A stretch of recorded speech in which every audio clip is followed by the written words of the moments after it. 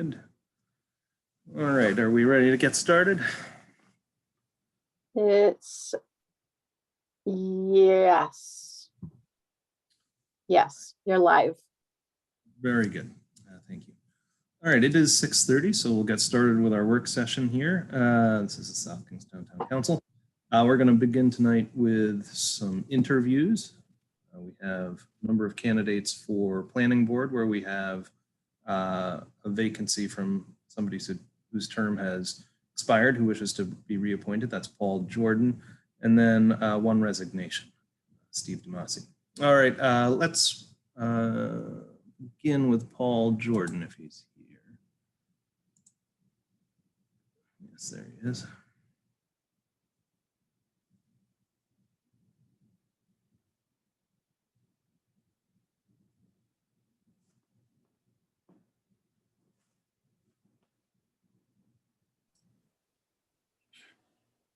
Welcome, Paul. Hi, good evening. So it hasn't been too long since you were appointed to the planning board, but tell us about your experience so far and why you want to be reappointed. You know, it's a steep learning curve. It's been really interesting. It's actually even more interesting than I thought it would be, which I think just means I'm just a complete policy wonk nerd sort of person. But I've really enjoyed it. I think I'm learning. I think you probably need a couple of years just to get up to speed. And I see that Amy is here. Amy keeps me out of trouble. When I'm about to put my foot in my mouth, Amy says, you know, and I quiet down. But it's been really good, and I'm learning a lot about the town. I know that when you were appointed, all your GIS experience seemed like it would be a great benefit to have there on the board. Has that proven useful? Only in the sense that I know how to read a map and a set of plans. It hasn't really come up. I think on one or two projects, I might have created a map that ended up getting shared around the board, but yeah, Deb's nodding. And I'm sure, yeah, it'll come up again if need be. Are there questions for Paul from the council? Councilwoman Bergner?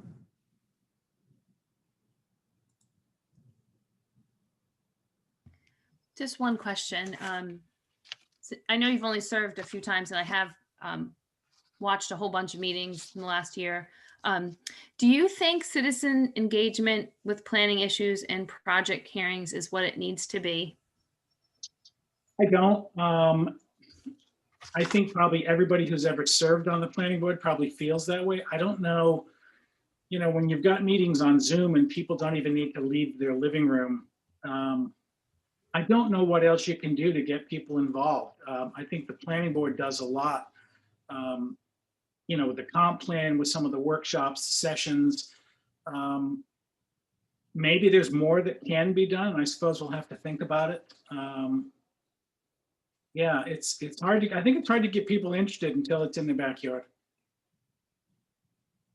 I agree. I mean, and you've had a lot of high interest projects where the room is full or the Zoom is full. So I appreciate all your hard work, Paul. Thank you.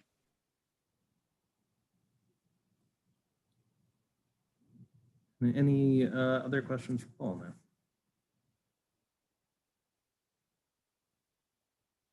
All right. Well, that being the case, thank you for coming, Paul. And, you know, thank you for your service so far. And thank you for your interest in continuing to serve. Thank you. Have a good night. You as well. Now, so we have seen a number of these candidates before, but it's good to have them back before us to refresh our memory. I'll just take them in the order that they appear on our list on the agenda. Hopefully they're all here. First is Michael Jeremiah.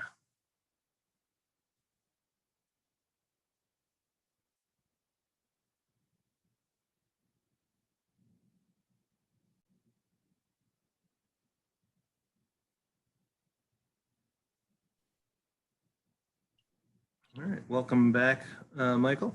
Hi. refresh our memories about your candidacy for this important spot. So yeah, I think it was about a year ago. I had interviewed with you guys for a position on the planning board.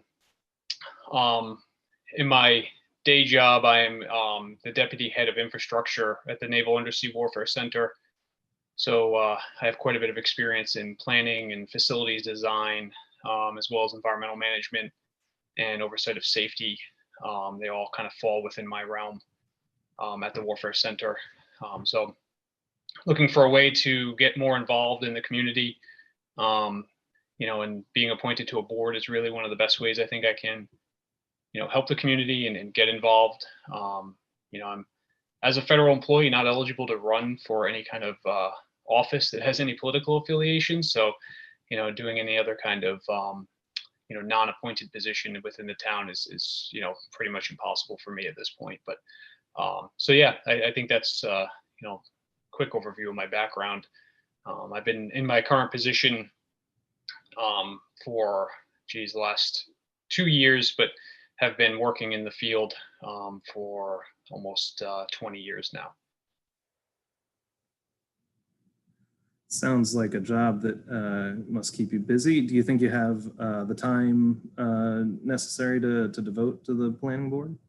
Yes, I do. Yes, I've thought about it before. This is actually my third interview with you guys for the planning board, and over the course of I think the last 5 years. So, but no, I have considered the time commitment necessary.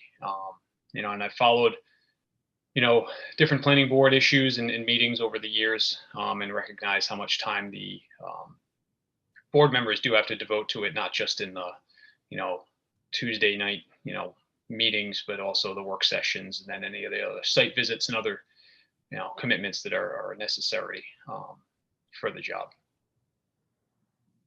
Great. Thank you. Other questions for Michael? Councilwoman Bergner? I'm going to ask you the same question that I asked to Paul about citizen engagement. Do you feel that, or do you think that citizen engagement with planning issues and project hearings is what it needs to be? No, I mean, I think Paul he alluded to it.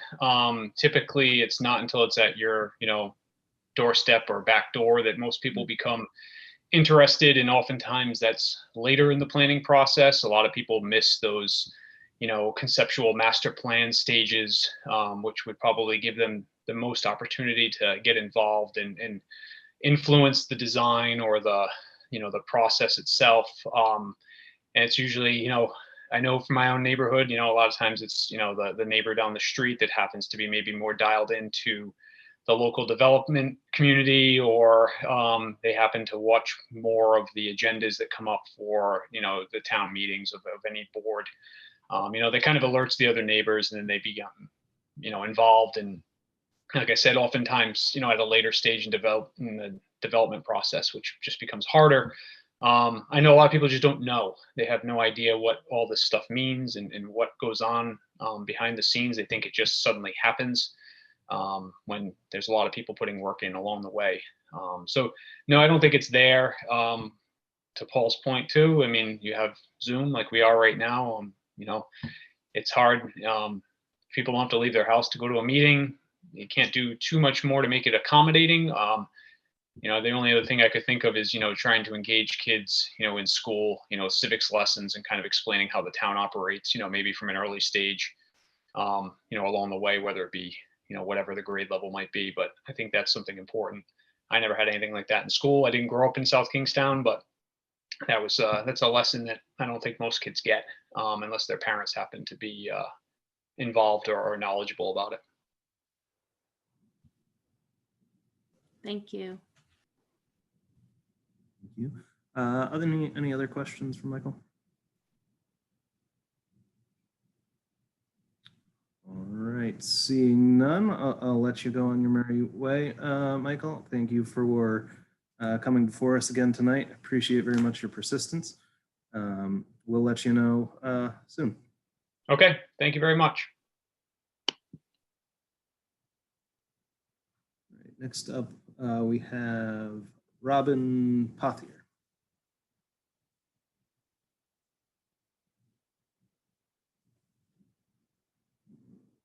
think that might be chemistry Robin. Coming in momentarily. There she is. All right, Robin, there you go. Okay, yep, I'm here, I think. Can you We can hear Can you. you hear me? Okay, I can't seem to start the video. Thank you for inviting me to interview. And I am trying to get that video going for you. I, have always been an active citizen. There I go, I guess you can see me. In terms of my children going through elementary school, right? I've been a resident here for 28 years. I would go into the elementary school and bring my my working knowledge of chemistry and try to include all the students in our community. I was a Girl Scout leader for 12 years, again, giving to the community and teaching leadership skills. I was a board member and then president of the Perryville Preservation Association. And our mission was to help guide the planning board in development in the Perryville area. I testified before the planning board. I brought in professional expert witnesses. I understand very well the experience of a citizen interacting with the planning board. I would like to be at that other end of that interaction and have an open ear and understand that like some people have already said, people are very busy, and for them to bring information to the planning board and try to work with the planning board, and it may be out of their realm of experience or expertise, is a challenge. And getting back to that question of is the planning board and the South Kingston resident interacting in a good way? It definitely could grow through what my experience was. But I think that basically we have a fair system. A person just has to come in and share their thoughts and do it, without yelling and listening. I think that if I were able to serve on the planning board, I would be very good at hearing both sides of the story. I consider myself intelligent enough. I have a PhD in chemistry. I'm good at analyzing the factors involved in a situation. I also think that I have a much broader and deeper knowledge of environmental factors than the average person. For the last 4 years, I've been coaching teams to prepare for the National Conservation Foundation's Envirothon competition. In fact, my team just won this year for the state championship, and it's going on to the North American competition, where I appreciate and understand the mechanics behind soil type, watersheds, water quality and water quantity issues that we are facing, and we're going to need to consider those in any of our future plans. We need to include more affordable housing, and yet how are we going to look into the future and make sure that we do have clean, quality water available to all our homes and our citizens, as well as preserving, what makes South Kingstown, South Kingstown.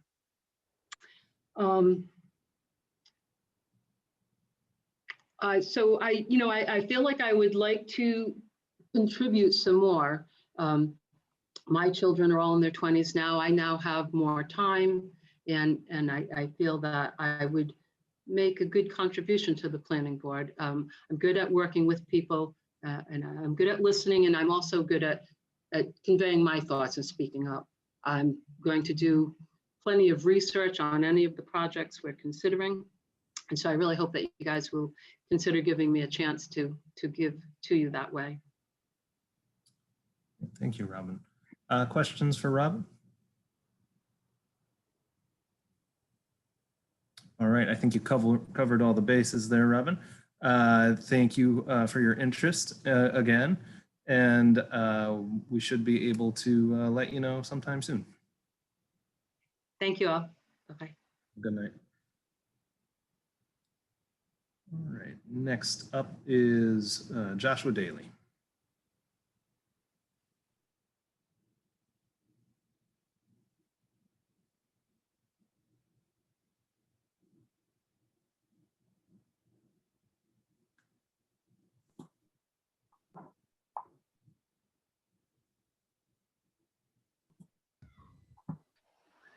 Hello again, Josh. Hi, how are you? Very good, thanks. So Affordable Housing Collaborative, not good enough for you, right, Josh? No, nothing like that.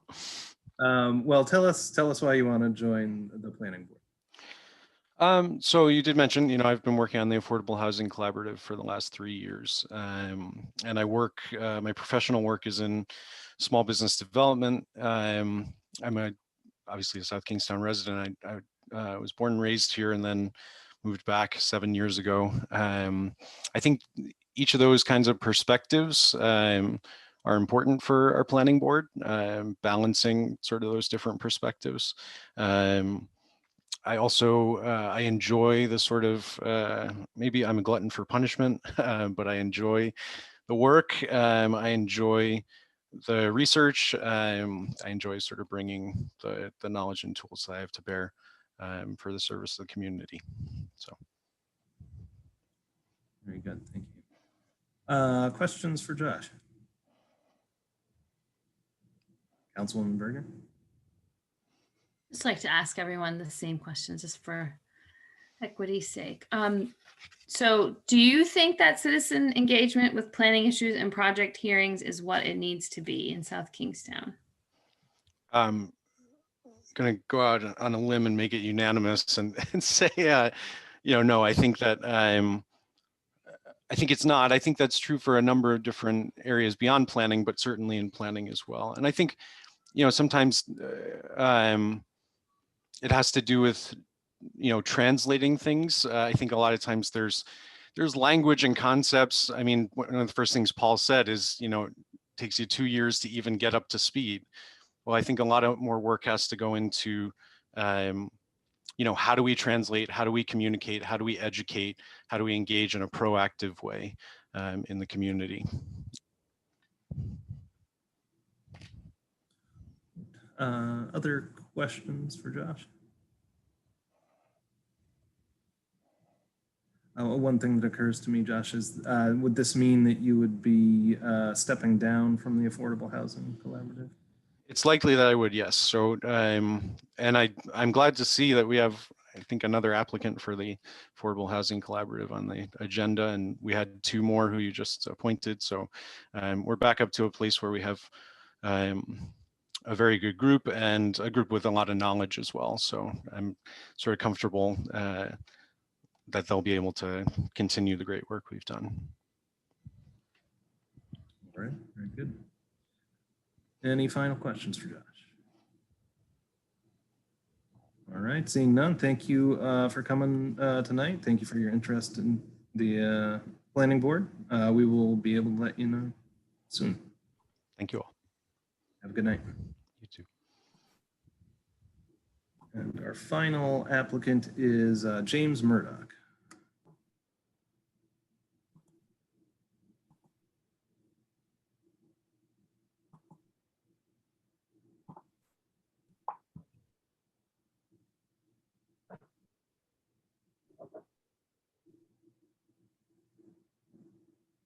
All right, Jamie, all you need to do is unmute yourself, and if you want to be seen, there you are. Welcome. It's been a while since we've seen you here at the council table, but I do want to thank you for helping us through our early experiments with Zoom. I know you were helpful in that. Oh, yeah. The beginning of the pandemic. That's right. I happen to be with my children and grandchildren in the Seattle area at an Airbnb, and it keeps telling me my internet is unstable. So for the most, I might freeze up. I hope not. But that's this strange curtain. I feel like I'm on a stage or something. You're coming through nice and clear now, so that's good. Oh, good. why don't we just start with sort of what brings you to throw your name into the ring for this position? Right. What brings me here? So I realize I've been interacting with planning board and comprehensive plan and land use planning topics for almost 30 years. That original plan in 1991 and off and on, not continuously. But it's a very interesting, very complex topic, land use planning, and I'm really here because my experience of interacting with the planning board and the way we communicate and learn about things, and how the planning board responds or integrates what they hear from the citizens is constrained by format, constrained by the law, and sometimes frustrating. And I notice that when I talk to my neighbors and say, this is happening or that's happening, and they say, oh, gee, how do I get involved? Well, attend a meeting and say something.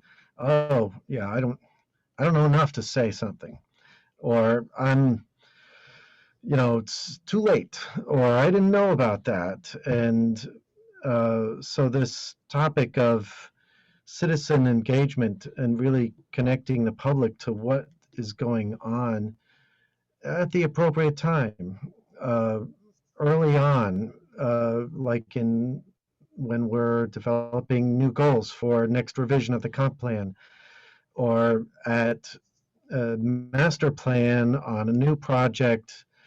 They need to know what's happening, and for them to know what's happening, we may want to do more signs right on the property, or better mailing lists that actually get to people.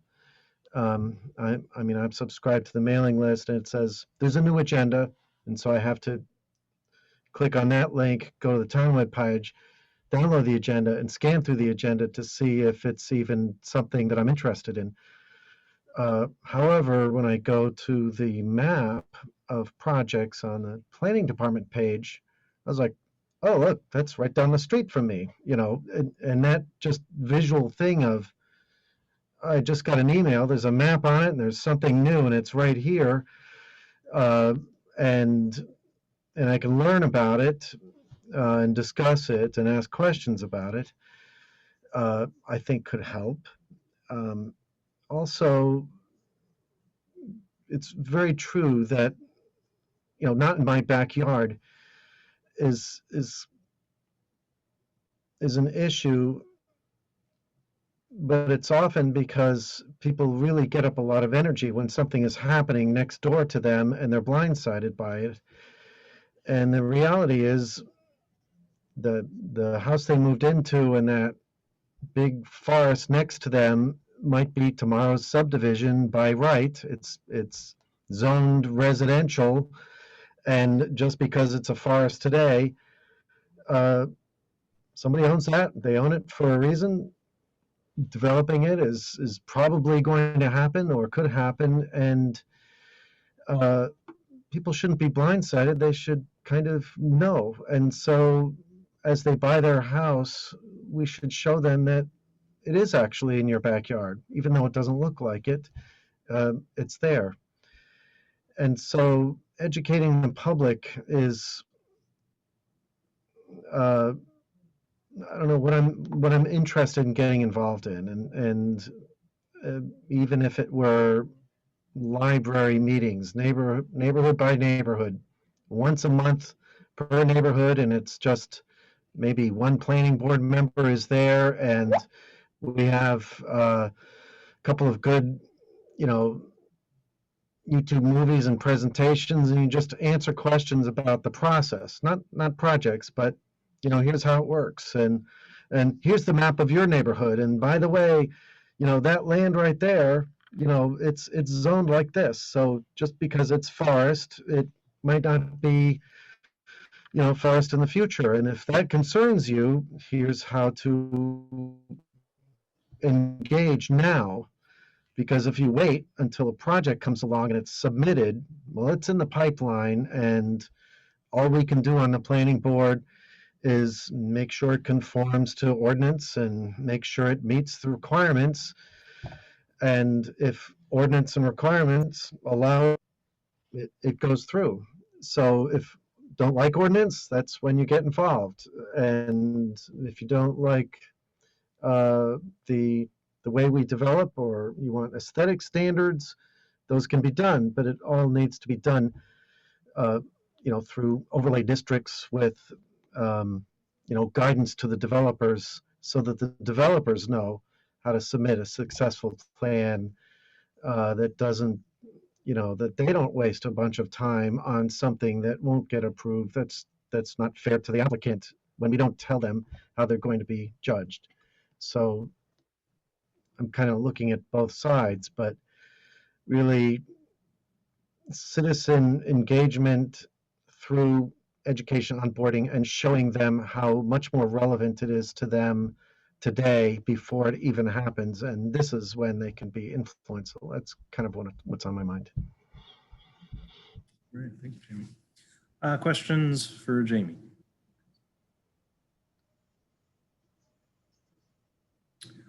You did a great job, I think, answering everybody's questions there, Jamie. And thank you for coming forward and volunteering to join the planning board. We have a number of great applicants that we've just interviewed, so we're going to have a tough time choosing tonight, but we should be able to let you know very soon. All right, and forgive me if I don't hang around. I'm going to go up and eat dinner with everybody else. By all means. Have a good night. Okay, bye-bye. All right, I think that concludes our interviews for this evening. So that brings us to the meat and potatoes of the work session here. If we want to go through the agenda, I suppose, Terry, I'll leave that up to you, and I want to welcome you to your first work session you're leading us. Tell us what we need to know. Thank you very much, Abel. I'm happy to be here this evening. So the agenda is quite lengthy. However, much of what's on it, I think, is you've been provided with enough information to be able to make very educated decisions on them. First of all, we have under licenses, we have a resolution for a Holiday and Farm retail sales license for Lavender Waves Farm.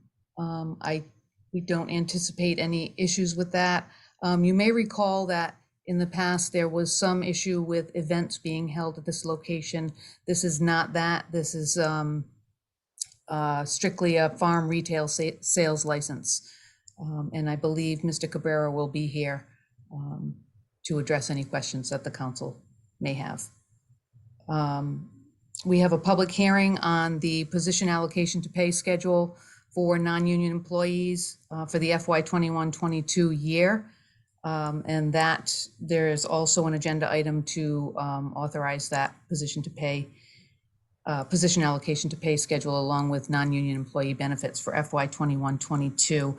You have a memorandum that details the changes, and I think the major one is that there's an additional position, the natural resource officer and harbor master position at a grade 13 that was approved by the council on May 10th to be added to the position allocation to pay schedule.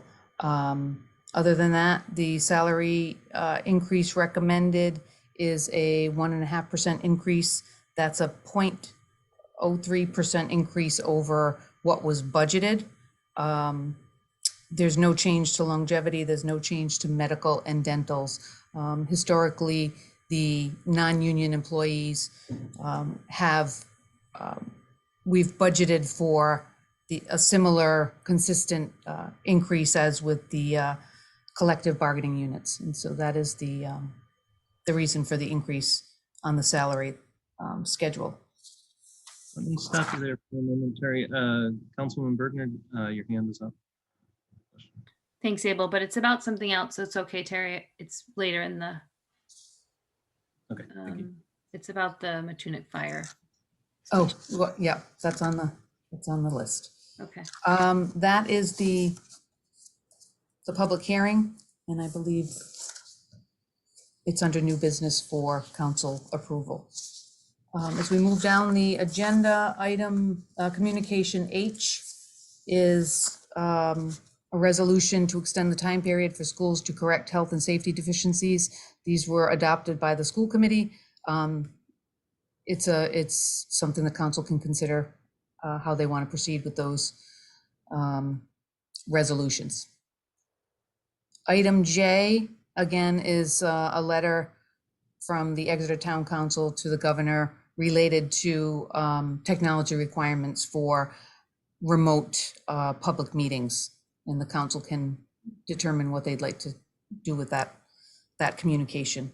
Item L is an email from a community member, Jocelyn Leska, regarding questions related to the open forums for public comment with school committee and town council meetings. Amy Goins is going to address that item. I don't know, Amy, if you want to discuss it now or in public. I'm happy to do both. This is Amy Goins, Assistant Town Solicitor. I'm just going to be reading from the Open Meetings Act. This section is Title 42-46-6. This is subsection B regarding notice. So the requirement, as you know, is that agendas need to be posted no later than 48 hours before a meeting, excluding weekends and holidays, and that the agendas need to give fair notice of the business to be discussed by the public body. Other than school committees, town councils and other public bodies can simply add additional items that were not on the posted agenda to the agenda on the evening of the meeting for discussion purposes only. Discussion purposes only mean you can discuss whatever the item is, but you can't vote on the item unless you're voting to refer the matter to an appropriate committee or an official, or votes are allowed where the subject is immediate public health and safety. The rule for school committees is different. School committees, and now I'll start reading. School committees may, however, add items for informational purposes only pursuant to a request submitted in writing by a member of the public during the public comment session of the school committee's meetings, end quote. So in order for a school committee to discuss something that wasn't on the agenda, a member of the public needs to make that request in writing during the public comment session. I am not up to speed on how that provision has been interpreted, as everyone's been doing Zoom meetings. But as you know, the council, and it's not uncommon for this council or other councils to take a vote on the night of a meeting to discuss something that comes up either in response to public comment or just something that comes up that wasn't on the agenda. So the answer is there are two different rules. One rule is for school committees.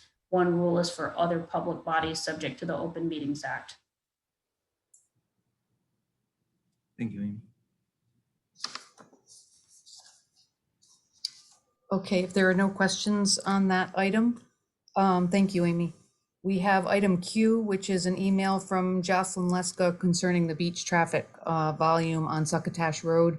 I do have Chief Ewing Chow here. This is not a new issue, and the town has dealt with this in the past. If we want to bring in the chief, he can speak to this item. Sure, it looks like we have a little time here if we'd like to get into it in the work session.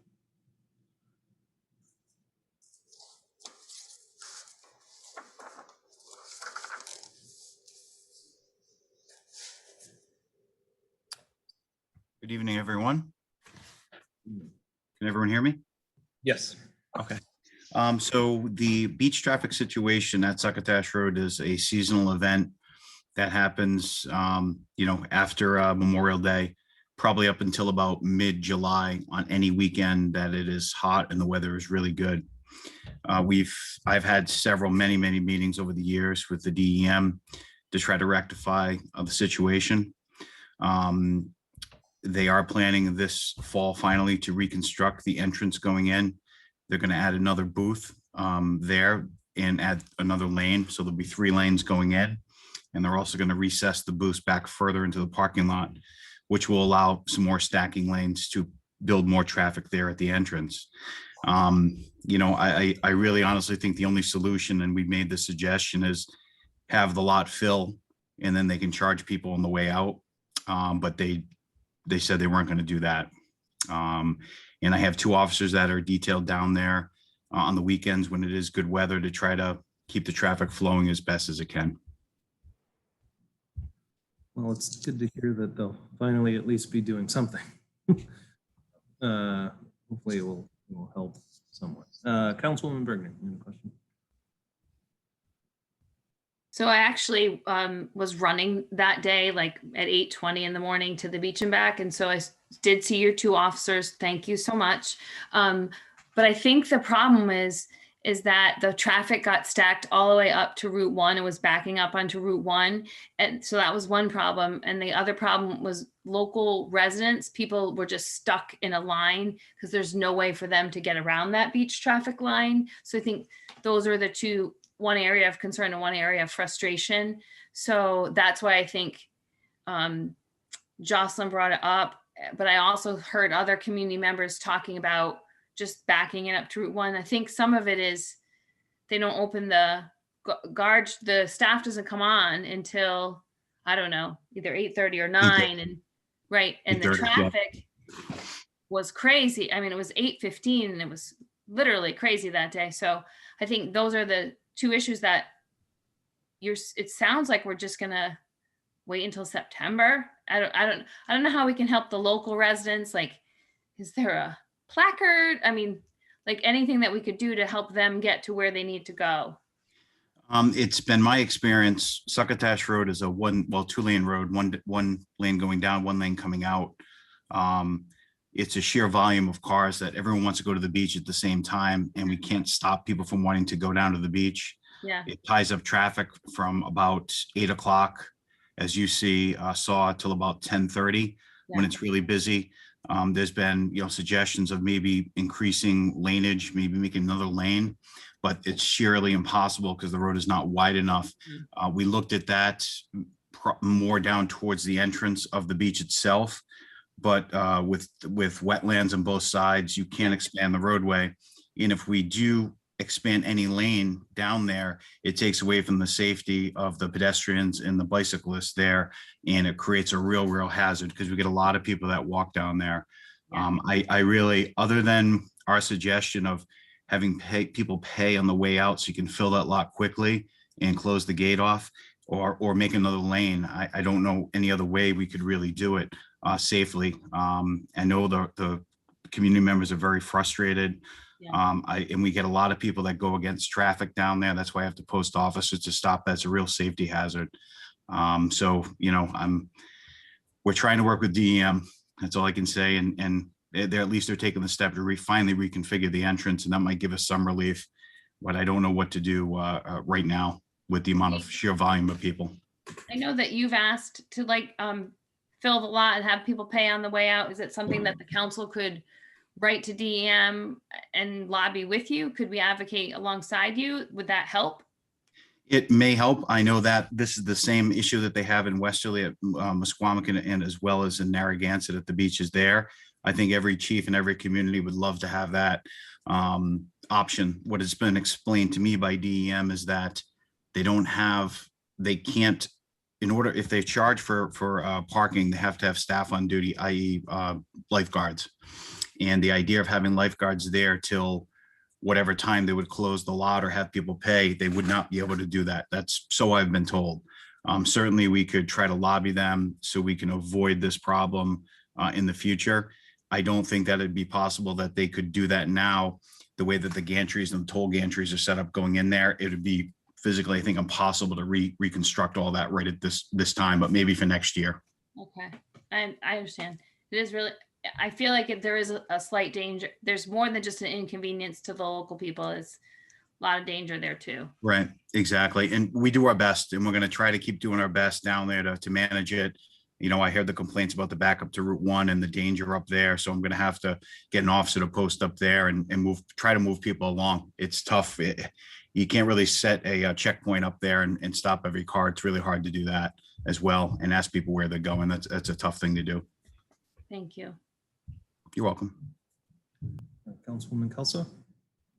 Chief, are the state police willing to partner in any of this to try to control? So it is a state road, and we have spoken to them. They are so down, I've been told, with officers and manpower. They don't have the manpower to send people down there to assist us. So, you know, we've bore the brunt of this traffic ourselves over the last many years. And, you know, if we call, they may or may not have somebody in the area. And like I said, this is the same problem that exists down in Westerly as well as in Narragansett at San Jose Cove and Scarborough as well. So we've tried, we begged, we've pleaded, and we just try to do our best down there with what we have. Understand. Great. Thank you, Chief. Welcome. And we'll look forward to discussing it in public session. All right, Terry, it looks like we also have that communication on the wireless technology radiation, and we're expecting people to come and speak on that. No, we're not, I'm not sure if anyone from the public is. The communications are related to requesting having a presentation on wireless technology radiation and the effects of it. What I will say is that this is not the first time this topic has come up. The town obviously follows all FCC regulations with regard to cell towers. This is no different than any other city or town in the state. And it really becomes a Department of Health type of issue. We don't have something at the local level for appealing on a health-related matter. I'm not sure that a presentation at the town level is really the appropriate appeal. Rather, DEM or the Rhode Island Department of Health might be a better avenue to go through on this type of topic. All right. Okay.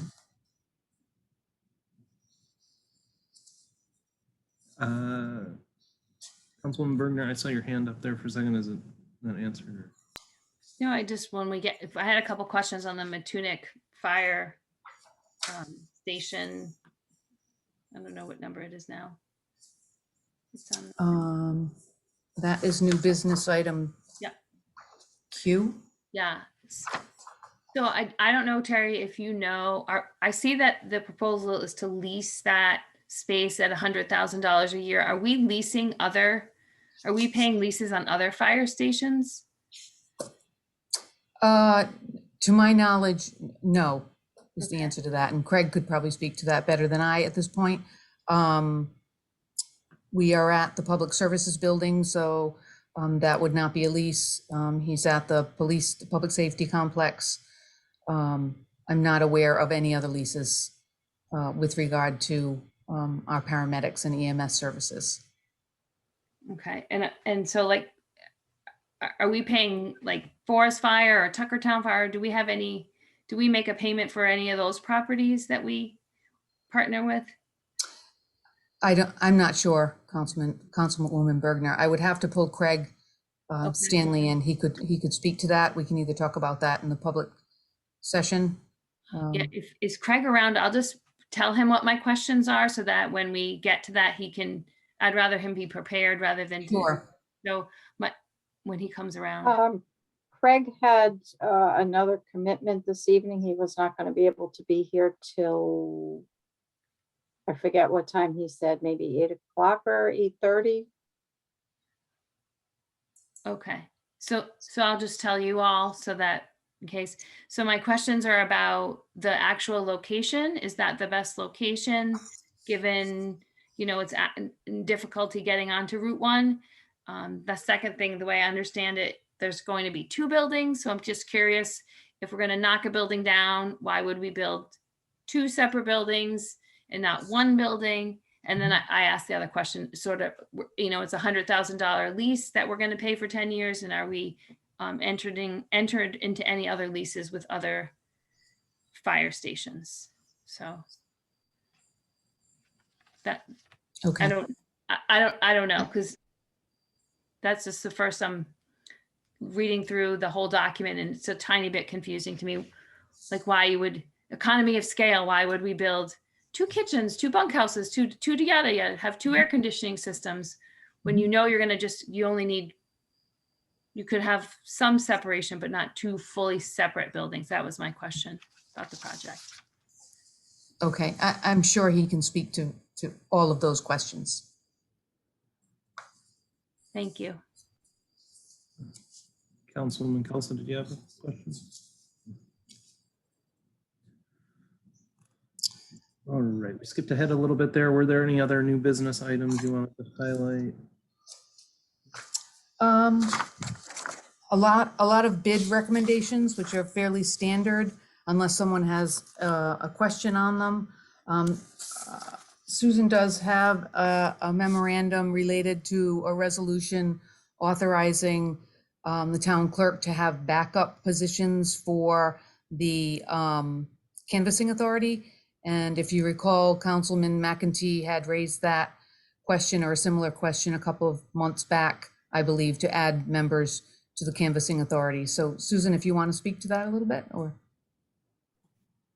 Sure. When Councilman McEntee originally brought this up, the question was posed as an increase of the canvassing board from 3 members to 5 members, which is not allowed under state law. You can only have 3 canvassing members. However, they do allow for 2 alternate members to be appointed. And after Councilman McEntee brought this up, and the events of this year with the 6 elections that we've had, and some of the Board of Canvasser members having to take personal time off for various reasons, it has been suggested and requested by the Board of Canvasser members that the council consider appointing 2 alternate members to the board. The alternates would serve if and when a regular member was unable to attend a meeting or function of the Board of Canvassers.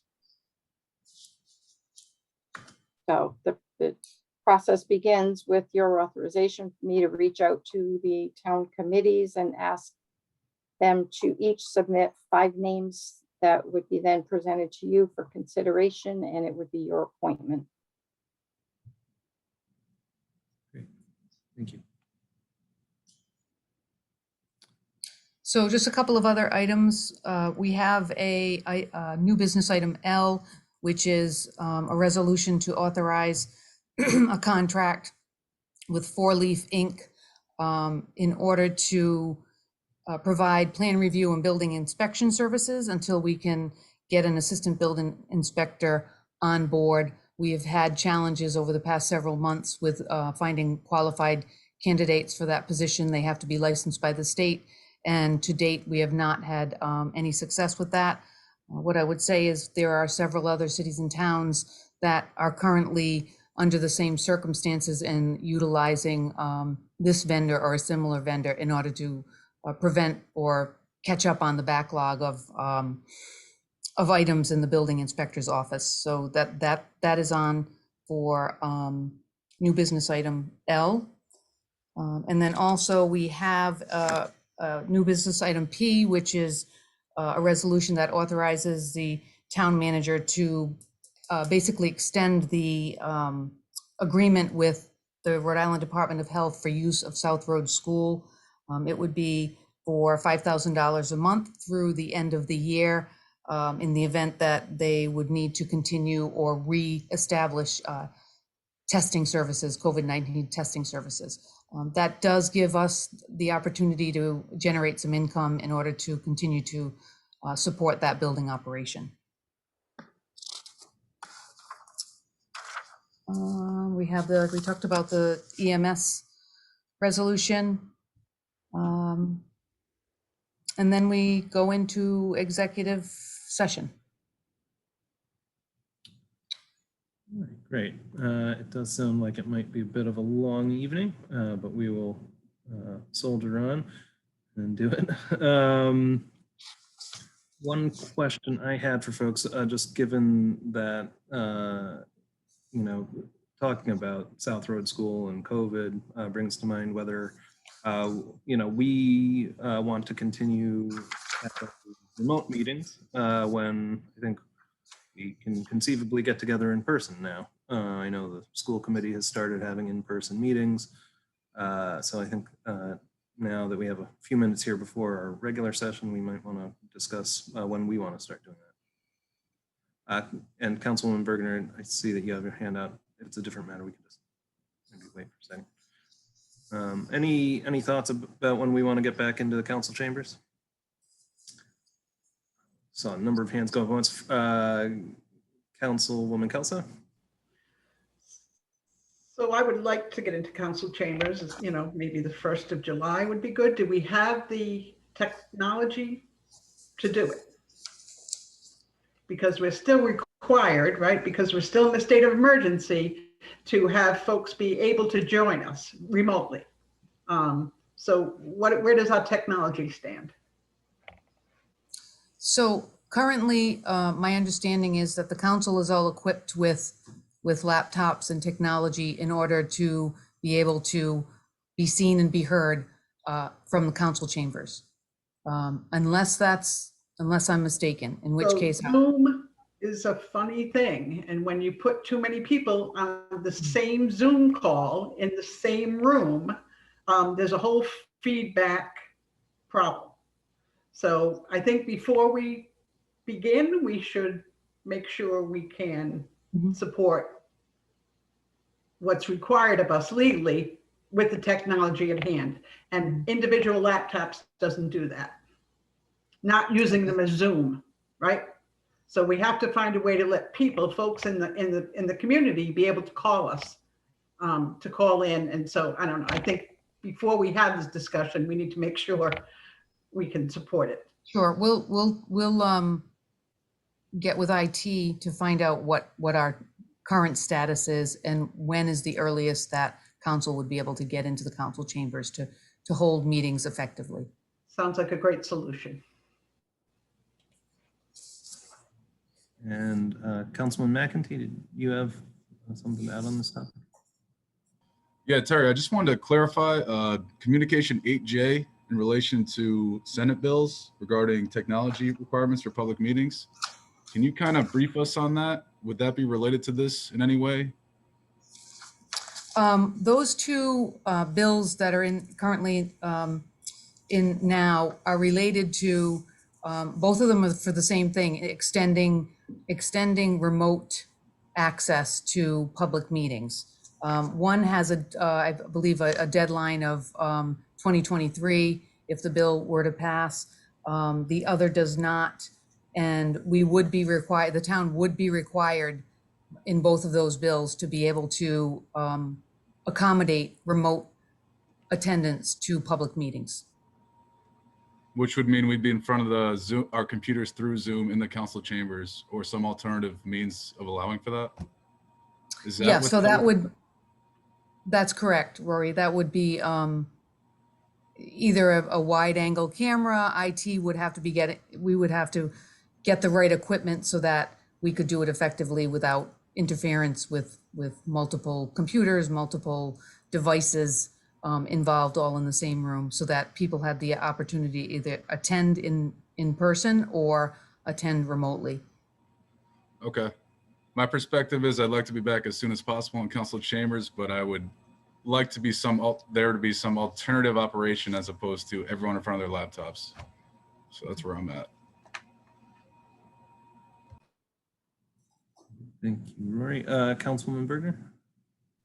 So we probably need to make some technology purchases to make this happen. So wanted to just put it out there that we do have the American Rescue Fund. That seems like, you know, it's in the infrastructure, improving access. So I like to, I know we're not there yet, but putting that in, like getting some quotes from Lori Fox about what she would need, because I think for an accessibility standpoint for residents, they would certainly appreciate not always having to come into the council chambers to make a point. They also, you know, a lot of people just like to watch. I know they can watch on Clerk-Based, but then if you want to say something, you can't do it on. So looking for a way to increase accessibility as well as identifying some funding for it could come from that 9 million. So I think we need to get in as quickly as possible, because people are asking all the time, why are you still on Zoom?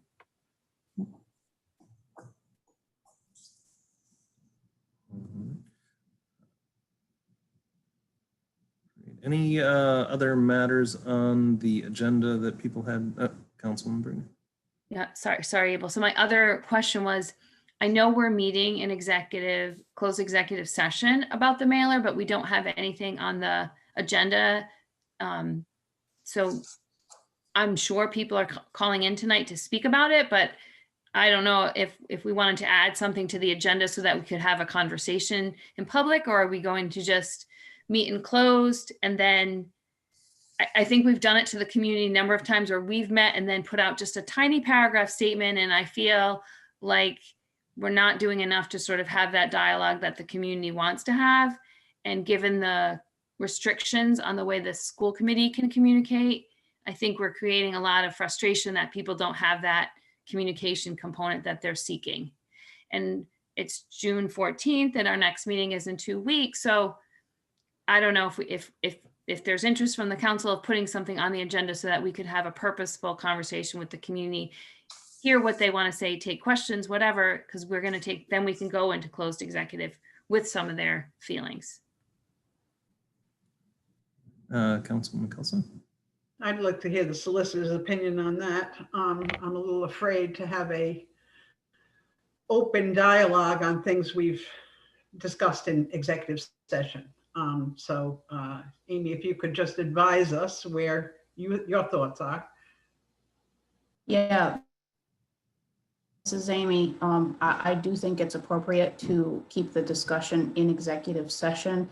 Otherwise, there may be, you know, calls to unseal the minutes and, you know, complaints that it's not a proper matter for an executive session if it's being discussed in person. I'm sorry, in open session and in executive session. Otherwise, I think you'd have to be very careful about,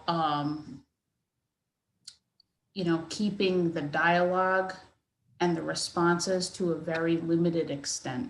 So I do think that is something you have to be careful about. I think it might be best if you want to have a dialogue session. You know, I think the public understands it's in executive session for a reason, so that the investigation can be conducted, you know, for the same reason that criminal investigations are conducted in secret. You don't want to avoid interfering with the investigation. So there may be a time and a place for a public dialogue. It may not be tonight before the executive session discussion. That is up to the council. All right, we are quickly running out of time here in the work session. I do think Mike sent out an email to all of us sort of with an idea that we could add an item to the agenda on this, not necessarily a discussion, but something so that he could, you know, make a sort of summary statement about the investigation, which might be something in between that everybody, I mean, probably not satisfy everybody, but at least something. Anyway, I guess we can cross that bridge when we get to it. We have reached 7:30, so are we ready to begin?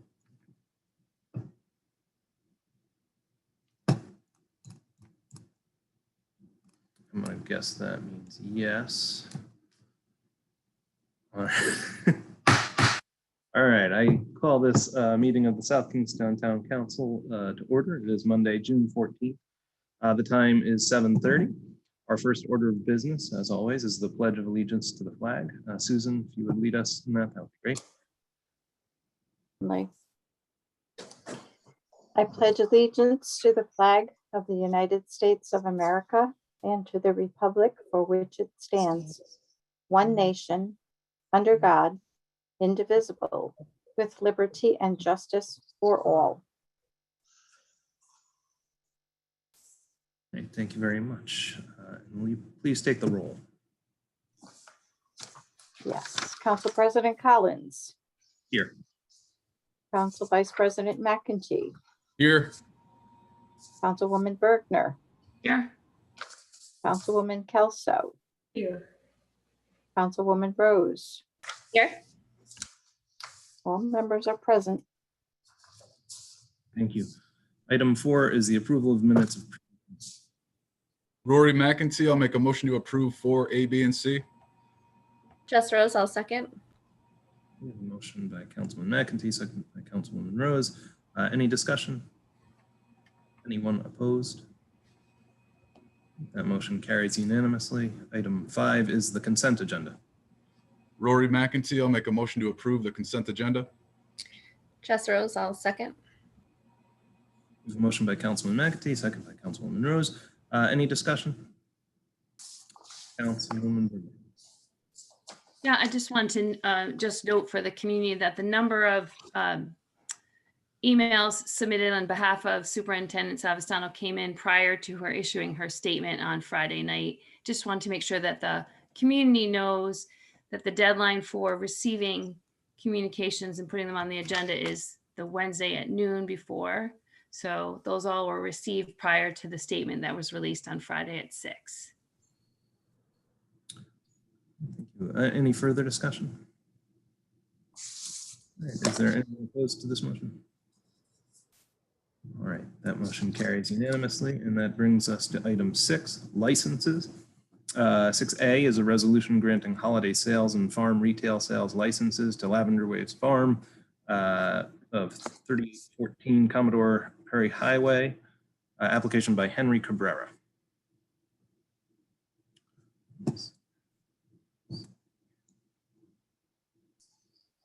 All right, Henry, you've been brought into the meeting. If you can just unmute yourself by clicking that little microphone icon. Got it. Great, we can hear you. If you want to be seen, you can also click that little video camera. Hello. Welcome. So tell us about what you're selling or what you're producing or you're growing, I suppose, at Lavender Waves. Yeah. So lavender, as the name implies, I have over 4,000 lavender plants. I also have a whole bunch of animals. I have sheep, guinea hen. I have sheep, llama, donkey, alpacas.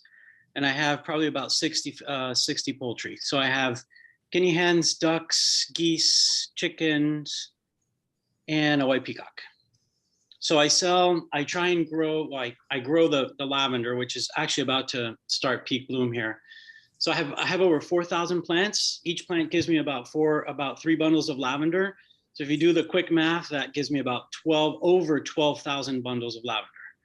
So I need to unload the stuff. And the beauty of lavender is not only are the flowers valuable as a crop, it's floriculture. Let us not forget that it's actually edible. It's an herb. So it can be used in culinary experiences too. And those secondary products are extremely valuable, very, very sought after. So the oils and the lotions and the soaps and the candles, all that kind of stuff is obviously directly from the lavender. Great. Questions for Henry? Councilman McEntee. How are you, Henry? I got Hello. a question about how you will proceed with the sales. The store, online, how are you going to go about actually selling the products? Have people come to the farm. the main thing is cut your own lavender. So kind of like, like the tulip farm has Wicked Tulips. You pay $17 and they give you 10 tulips. A lot of farms are doing this now as a way to get people back into the farms. There's a lot of farm to table, and it gives people the experience of actually visiting a functioning farm rather than just selling a bundle of flowers at a local farmer's market. This gives people to actually experience the farm, which is a huge appeal right now. A lot of people want to get out and they want to visit the farms. So that's probably the main thing. I'm working on building a little shop right now. It's tough doing farming. It's not easy. It's a lot of work. And it's not my primary business, but I try. So I'm trying to put up a shop too. Right now I just put it under a tent. So, but hopefully, I'll put up a shop at some point, some type of a shop. I'd like to be able to offer like some kind of culinary-ish things too. Because like I said, it's a very important part of lavender. It's an herb. You eat lavender. My animals don't eat it, but humans eat it. So I got to make sure that I incorporate it somehow. I'd like to use lavender to its fullest extent. So I'd like to somehow bridge into that too. But for now, the sales of people coming to the farm, viewing floriculture too. It's gardens. My gardens are very beautiful. I'm sure some of you have probably seen it online. Viewing of the gardens is actually also another very important part of creating an income for a farm. So people just garden viewing alone, that alone is part of the farming. So thank you. All right, Councilman Kelsey. Do you sell anything else besides lavender? Do you sell eggs? Do you sell wool? Do you? Yep, I have. I have the wool. I'm gonna send it to a mill in Connecticut that processes it. So I'll have the alpaca products that come from that. I'll make some stuff out of the wool. I'll sell things from the animals. The eggs, hopefully I will. Right now, my eggs, my birds aren't really producing too many eggs, so I'm just keeping them for myself right now. But as long as I start hatching more eggs, more chickens and birds, I'll probably offer more eggs. And will the farm stand just be open through cut your own or season? I'm sure lavender, after a certain point is no longer viable for people to go in and cut. So what are your, what are you looking at as far as months to be open? That's a great question. So lavender actually blooms. I have 10 different variety. And the lavender that I have, it's going to bloom from the end of June to the beginning of August is peak bloom. So definitely that's when I need to capitalize on selling the lavender and having actually people view the lavender field at peak bloom because it's gorgeous. And then after that, they have a second bloom. So last year, some of my plants are 3 years old. Some of them are 2 years old. Last year, I had flowers, the second bloom up until October. So potentially, I could still keep selling things until late summer and the beginning of autumn, which is still a beautiful time on the farm. Thank you. Councilwoman Rose, you have your hand up. Hi, Henry. Thanks for joining us tonight. So I'm wondering what your hours would be like, and also with all of the animals that you've got going on there, would families be able to bring their children to come? Like I know my kids love the Umbrella Factory. They can go, they can see the emu, they can see the poultry there. Is that something that families would have access to as well as the gardens? Absolutely. So as far as the hours go, like I said, I mean, many of you know that this is not my primary business. I'm a local physician at a local hospital. So my availability can be somewhat limited, and it is limited by my primary job, and it's very expensive hiring help. So I have to be careful. I can only open so much. Unless I get more popular, then I guess I'll open more. But at the same time, my objective here is not to be open every day. I don't want that. This is more of a weekend type thing. I live here on the farm, so I don't want people in my house all the time. It's beautiful, but and I know people enjoy it, and people send me emails all the time about coming. And so I'm trying to funnel things into certain days. So what I've done is I've posting some hours on my website, and people can just come on the specified hours so that it's easier. I can just sort of funnel everything into a few days.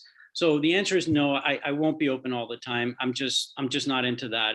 It'll be very selective, and targeted times. And as far as coming to view the animals, yeah, absolutely. I just figured out that there's only 3 ways in and out of my farm. So I bought a whole bunch of panels, and I was successfully able to release all of my animals onto the lavender field. So if you can imagine this whole herd of animals roaming this beautiful lavender field with 4,000 plants, I mean, it's awesome. It's really cool. And they don't eat the lavender. They eat the grass, and it's really a spectacular sight to see. So yeah, absolutely. Kids can come and see the lavender. It's very family friendly. Absolutely. I have picnic tables out there too. So when people come, what better thing to do than to have a picnic out on a beautiful lavender farm, next to the flowers. Thank you so much. Yep. Hey, Councilwoman Berger. Thanks, Abel. I just, Henry, so interesting. I didn't really know the other aspects of the farm other than the lavender part, but I just wanted to put it out there that URI's animal and veterinary science major might be able to get you some students who might be wanting to do an independent study or a special project or an internship to sort of help you, because you had just said, it's challenging to find help. So maybe there would be a way to partner with URI. Students are always learning about whether it's livestock management or, plant science and things like that. Just thinking about that in the backyard that we have, that there might be students you can work with. And if you were interested, I could probably connect you with some people to help you. Deborah, that's an awesome idea. And actually, when I started putting these plants in the ground, which is no easy feat. I mean, imagine planting 4,000 plants. It doesn't happen overnight. And I hired a lot of URI students at the time when I was doing that. So I have partnered with them, but just on a temporary basis, I would pay them and they would come and help me. But I would certainly, I think I did reach out for multiple things. I've reached out to a few people at URI, whether it was for like soil sampling or just a few different things. Help with the animals would be fantastic. But I never heard back. I reached out a few times, and I never heard back from anybody, because I did hear that they have, like you said, some agricultural programs. I know they have their farm, and somebody said, well, maybe you can post a job there or ask for volunteers or something. And honestly, other than get the ones that I paid to help me here, I actually never heard back from like a professor or anybody from URI. So, well, but it's a really good resource. If you want, we can talk offline, and I can maybe connect you with some of the right experiential learning specialists we have, so that that's a win-win for you and for the students who just see we have Peckham Farm, but just a different retail operation working in a different area than they're used to. So I'm happy to talk to you after anytime. I would love that. I would absolutely love that. Great. Thank you. All right, very good. I don't see any more questions. Do I hear a motion on 6A? Rory McEntee, I'll make a motion to approve 6A. Deborah Kelso, I'll second. Motion by Councilman McEntee, second by Councilman Kelso. Any further discussion? Anyone opposed? All right, that motion carries unanimously. I'm thinking now that I need to plant some lavender. Thank you, Henry, for coming and educating us all on this. All right, and I hope you guys visit. All right, have a good night.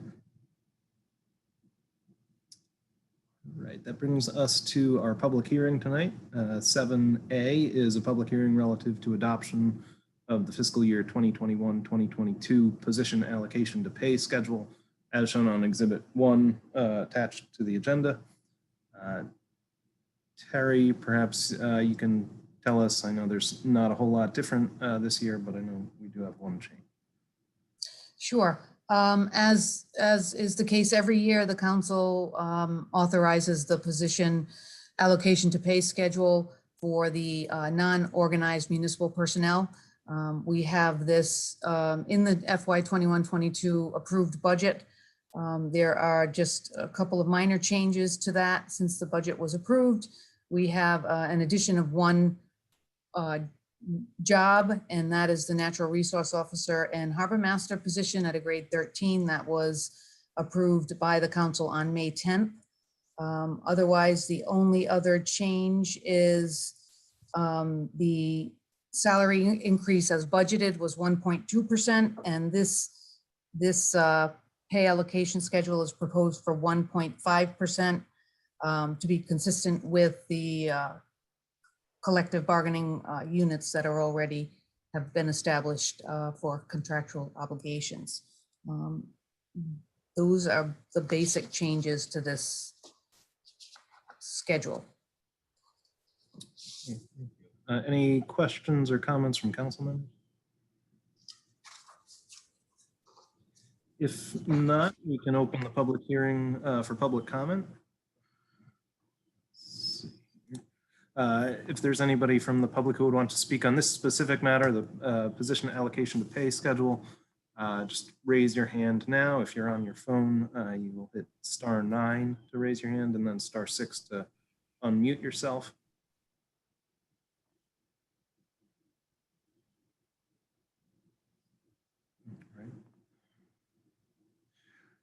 As usual, not a lot of comments on the position allocation to pay schedule. Do I hear a motion to close the public hearing? Jess Rose, I'll make a motion to close the public hearing. Deborah Kelso, a second. All right, we have a motion from Councilwoman Rose, second from Councilwoman Kelso. Any discussion? Is there anyone opposed? All right, that motion carries. Do I hear a motion on 7A? Rory McEntee, I'll make a motion to approve 7A. Jess Rose, I'll second. Motion from Councilman McEntee, second from Councilwoman Rose. Any discussion? Anyone opposed? All right, that motion carries unanimously as well. And that brings us to communications. Communication 8H is resolutions adopted May 20th by the South Kingstown School Committee in support of legislation that would extend the time period for schools to correct health and safety deficiencies and the 2021 Climate Literacy Act. We've received those. What would we like to do?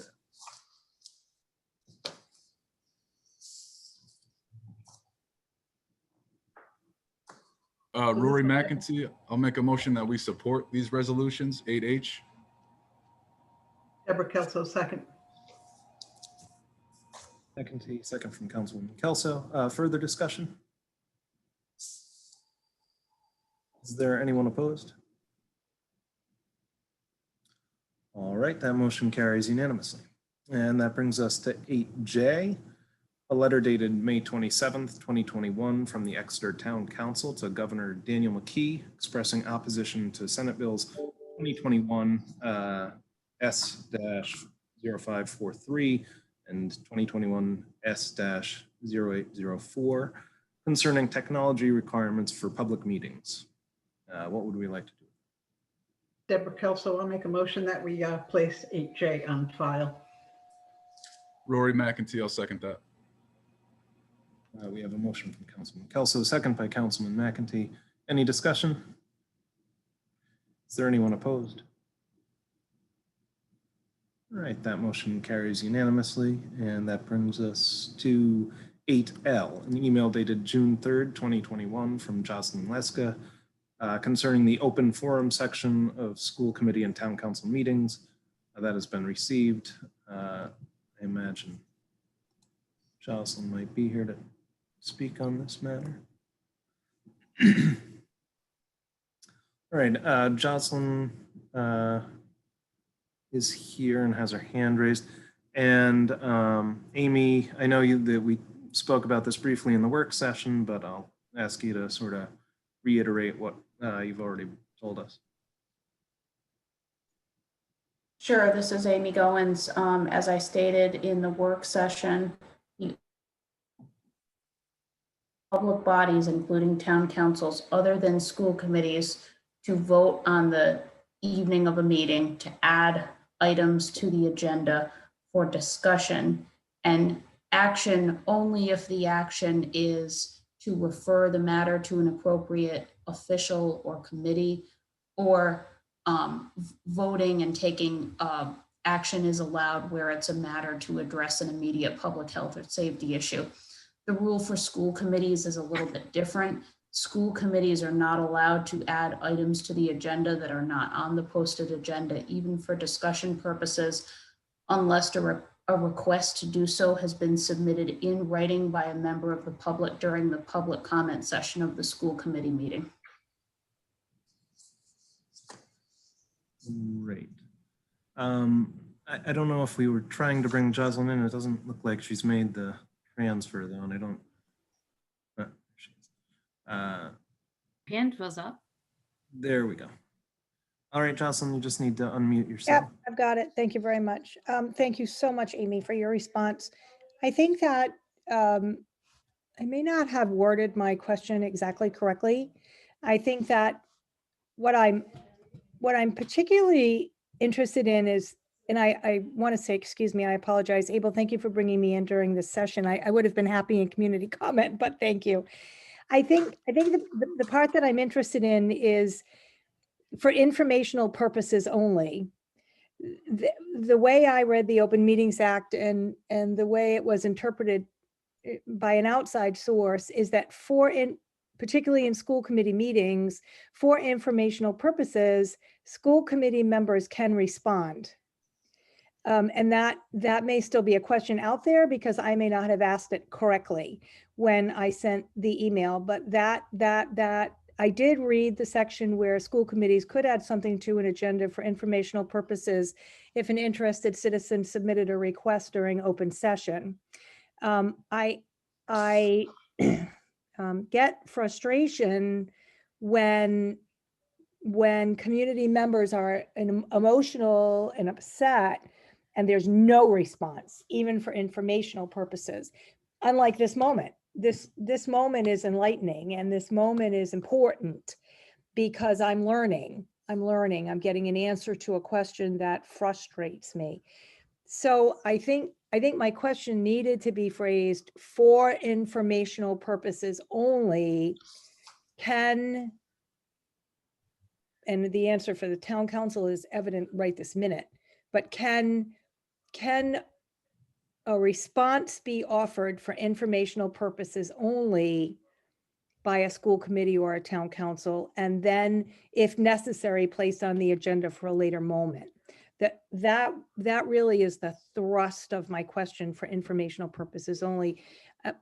I find that citizens get very frustrated when there's literally no response. It's a sense of talking to a wall.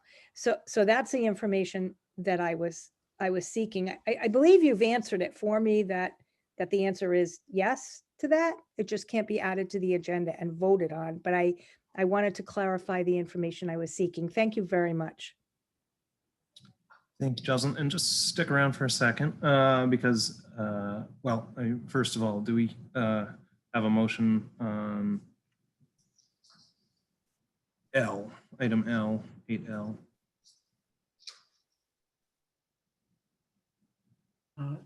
It's Deborah Kelso, motion to place item L on file. Second. We have a motion from Councilman Kelso, second by Councilman McEntee. Any discussion? Anyone opposed?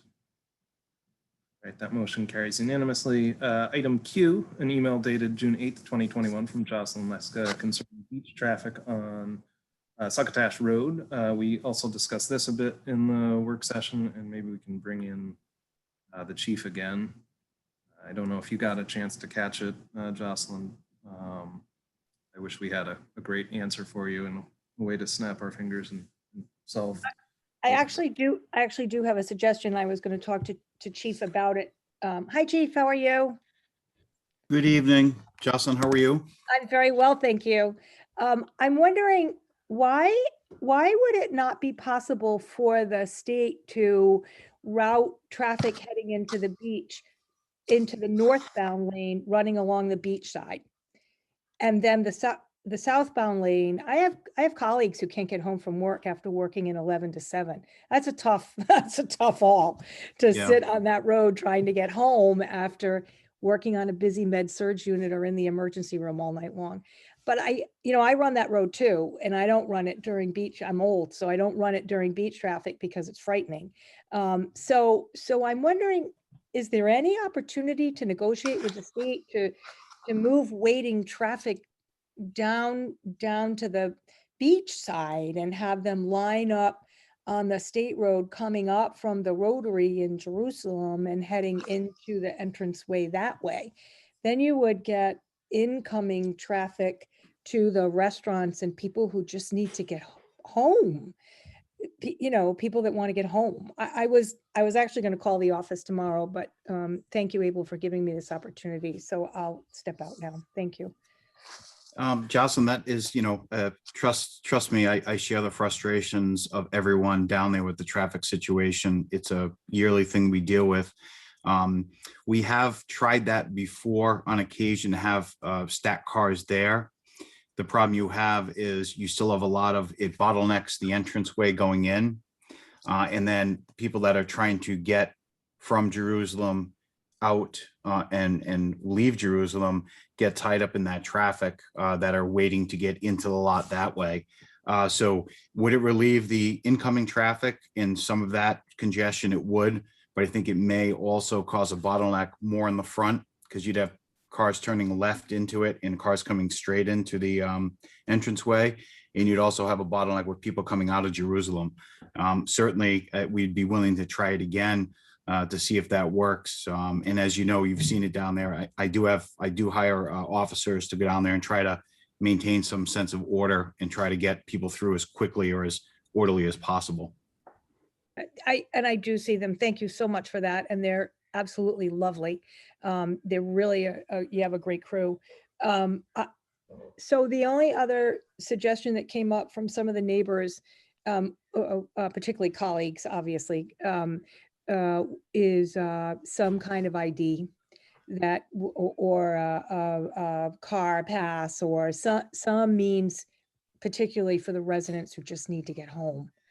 That seemed, and I don't necessarily mean something all day. I think I'm specifically talking about the night worker, police, EMS, nursing, medicine. They just want to get home. I don't know if there's a means of achieving something like that and getting them through, because I think that's probably a very small number. At best, maybe 15 or 20. If there's some way they could apply to you for some kind of a pass, I think that would ease up. I don't know if that's something you could consider or not. You'd have to stop traffic, obviously, to get them home. But if it's a small enough number, would that be possible? The problem with that is the roadway itself is very narrow. And when you try to do a third lane and try to get people going against traffic, it becomes very dangerous. And it would be very hard for us to go up the whole line of cars to see who has a pass to come down there.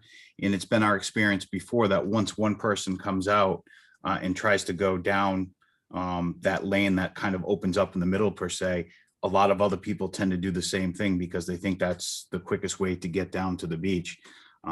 It's a sheer volume of a lot of people coming to get to the beach at 8 o'clock. And, with that way that you suggested, if we could monitor the whole length of the roadway safely, then possibly, but literally the 2 mile section that's backed up, we would not be able to monitor that safely and allow cars to go against oncoming traffic. Thank you so much for your time. I appreciate it. I will pass it along, and we'll be hopeful for another year. Jocelyn, we're working on it, and we're going to make a suggestion to the DEM. They are redoing the entranceway coming up in September to add another booth and to set the booths back. And I've made a suggestion to them, and we're going to try to work again with this to open the lot up fully and have people pay when they leave, and that would fill the lot up quickly, and it would basically eliminate a lot of the congestion that we have with them collecting fees at the entrance. Thank you so much. I know that you're working on this and I appreciate it. And I will pass the message along. Thank you again. Thank you. All right, do I hear a motion on item Q? Deborah Kelso, I'll make a motion that we place item 8Q on file and ask the chief to keep us updated if there's any progress towards a solution. Absolutely, no problem at all. I might, if I can ask, I don't know how to do this. I know Councilwoman Bergner asked, I think earlier that, how could the town council support asking this? And maybe down the road, I could go through Terry and possibly get a letter of suggestions so I can pass it over to DEM and maybe try to get them to possibly entertain it. I'd look forward to that letter. Thank you. Thank you.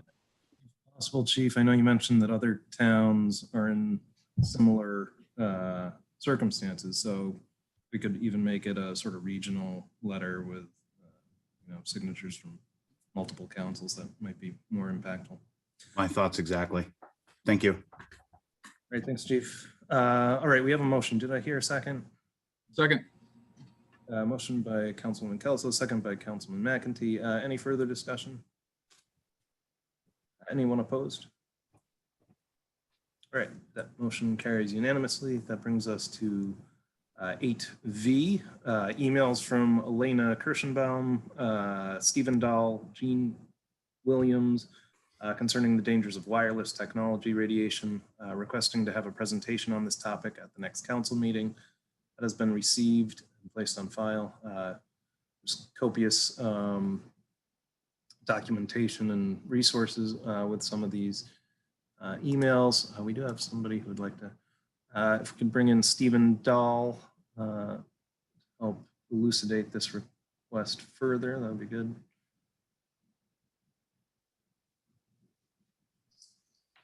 All right, Stephen, you've been brought into the meeting. You just need to unmute yourself. And if you'd like to be seen, you can click on that video camera icon. All right.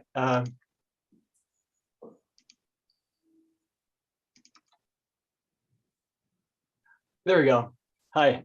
I wanted to make a formal request. Do I do that in this avenue, or should I wait until the public comment? No, this is perfect time for it. Okay, thank you very much. Members of the South Kingstown Town Council, my name is Stephen Dahl. I live at 36 Diane Drive, Kingston, Rhode Island. I ask that you allow 6 others who wish to discuss technology safety to speak today in a group successively. They are Sheila Ressinger, Angel Lopez, Sam Parrish, Chris Solar, Marie Chopak, and Kevin Faria. I attest and affirm that the following statements are true, accurate, and within my personal knowledge. I formally request that technology safety educator Cecilia Doucette be put on the agenda for the June 28 South Kingstown Town Council regular session in order that she be allowed to speak to the council at the June 28 meeting, where she can educate the town council and the townspeople about wireless technology risk management. Cecilia Doucette recently presented public policy at the International EMF Medical Conference, helped to get a groundbreaking law passed, which allowed the subsequent 5G Commission report issued in New Hampshire, and is working with the Massachusetts legislature on several bills this session. She also helped Ashland Public Schools in Massachusetts become the first in the nation to address wireless radiation. Furthermore, she co-chaired the technology panel at the Health in Buildings Roundtable Conference at the National Institutes of Health. I would like to have the honor of introducing Cece Doucette to you. Why do we need a technology safety educator to speak? Because our use of wireless technology is dangerous. I had to quit my job at the Peacedale Library in 2016 when I figured out that the serious health problems I'd experienced were from the whole library Wi-Fi transmitter. I worked 10 feet away from it at the circulation desk. For more information on my experience and to read 2 other South Kingstown residents' testimonies, and to discover where to find independent non-industry science free of conflicts of interest, please see today's Town Council Agenda PDF and look in the communications section. If 5G small cells are placed near our homes, it is likely our health will deteriorate. You may not get the same symptoms I did. Instead of a headache, insomnia, heart palpitations, brain fog, stomach problems, inflammation, and irritability, you may instead feel nothing unusual until you might get leukemia, a heart attack, cancer, diabetes, suicidal ideation, or dementia. The independent peer-reviewed medical studies show evidence of biological damage, also including DNA damage and infertility. Most people are misinformed about wireless technology safety. TV shows like Better Call Saul mock people who speak out. Media outlets embed the advertising of their sponsors, telling people to listen to them on smart speakers and devices everywhere. There are no effective laws. Other countries have standards 100 times more strict. No one at a higher level in government is going to help. The broadband bill being considered in the state legislature allows a loophole for wireless transmission facilities. The Broadband Council, with its industry ties, will not protect us. Attorney Andrew Campanelli indicates that the wireless industry provides disinformation to our towns, and there are 20 legal strategies our municipalities can deploy legally to strengthen bylaws and put zoning protections in place. There's information on YouTube you can find by entering the title, which is Lawyer Andrew Campanelli on Cell Tower Ordinances, Setbacks and Zoning, Wireless Facilities. Tomorrow evening, the Town Council will be discussing what to do with the federal funds for relief after COVID. One possible allocation of those funds is for broadband. Misallocating those funds for wireless would be a huge mistake. Fiber optics to the premises is the way to go for better, faster, more secure broadband connections. Please allow Cecilia Doucette to speak for 1/2 hour at the June 28 Town Council meeting. She has a proven track record which shows that intelligent people, when given the independent science unadulterated by industry PR, will make the right choices and mitigate the harm from wireless technology, which emits radio frequency radiation. Thank you very much. I really appreciate it. Thank you, Stephen. All right. As for those other 5 speakers, I think, or maybe it was 6 speakers you mentioned, I would just ask them to wait for public comment in a few minutes. Okay, thank you. Appreciate it. You're welcome. And then the question for the council members is, would we want to reserve that type of time during a regular meeting? Is there interest in holding a work session on this issue? Those questions. Councilwoman Kelson. So a half an hour is a good chunk of time during a regular meeting. So I think perhaps maybe a meeting where we don't have any interviews, we could do a 6:30 to 7. And that way we would give them enough time to make the presentation and not do any harm to the other items on the agenda or infringe on that. I'd be open to that.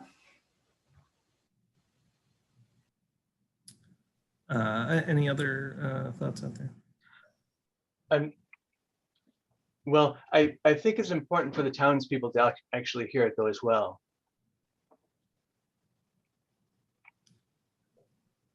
Okay. So does that prompt any other thoughts? Councilwoman Bergen? Just curious about, does it have to be June 28th? Does it, is there I'm not sure you're asking for that particular date. Are you open to it? I am. I spoke with Ms.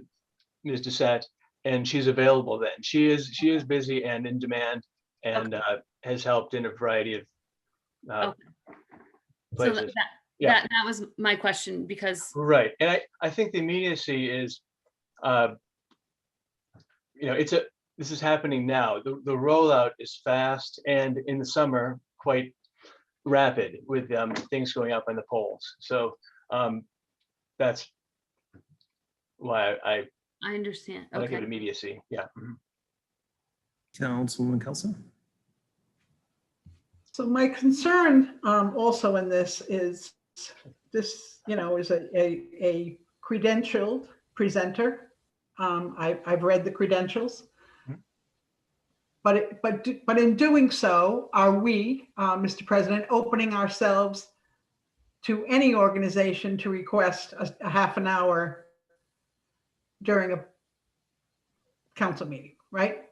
The precedent to me is a bit, I don't know, in question. What kind of a precedent are we setting? So it's a lot of time. It is, definitely. I mean, we've had, special groups give presentations. Usually it's just our own, sort of Right, appointed. our boards and commissions, not an outside group. So that's my concerns lie there. Yeah. So I hear that, and 30 minutes is long even for, one of our own boards and commissions. So to me, I think it does make more sense to, if we're going to give it that much time and we want to have like back and forth discussion, it would lend more to a work session all on its own or before a meeting. But again, it would create some precedent, but it's something that anybody can always ask for, time to speak here. So it will always be our discretion whether to grant that or not. Any other thoughts?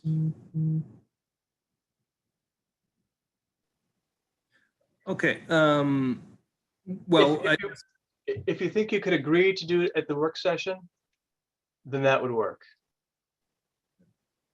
And on that day, on June 28th, which I know she's available for. Work session at like 6:30.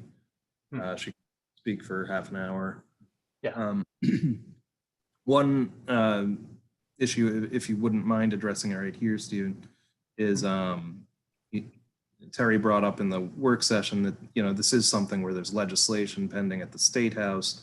Is this potentially not more of an issue for state legislators? It isn't. They've already, I forget what the word is, but it solidified it. They've already shown me what they're presenting and what is going to be voted on.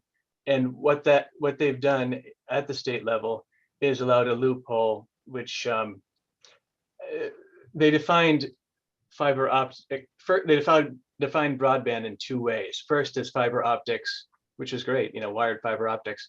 But then they kind of defined it again later in the bill, and that undid the first definition by allowing whatever they want.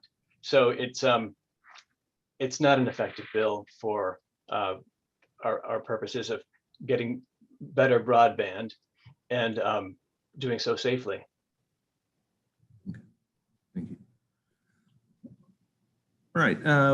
Well, I guess at this point, seek a motion on this communication item, and then perhaps included in that motion, if we want to set that work session for the 28th now, that could be part of the motion. Okay, there will be other speakers that, and I don't know if they'll persuade you, but they may.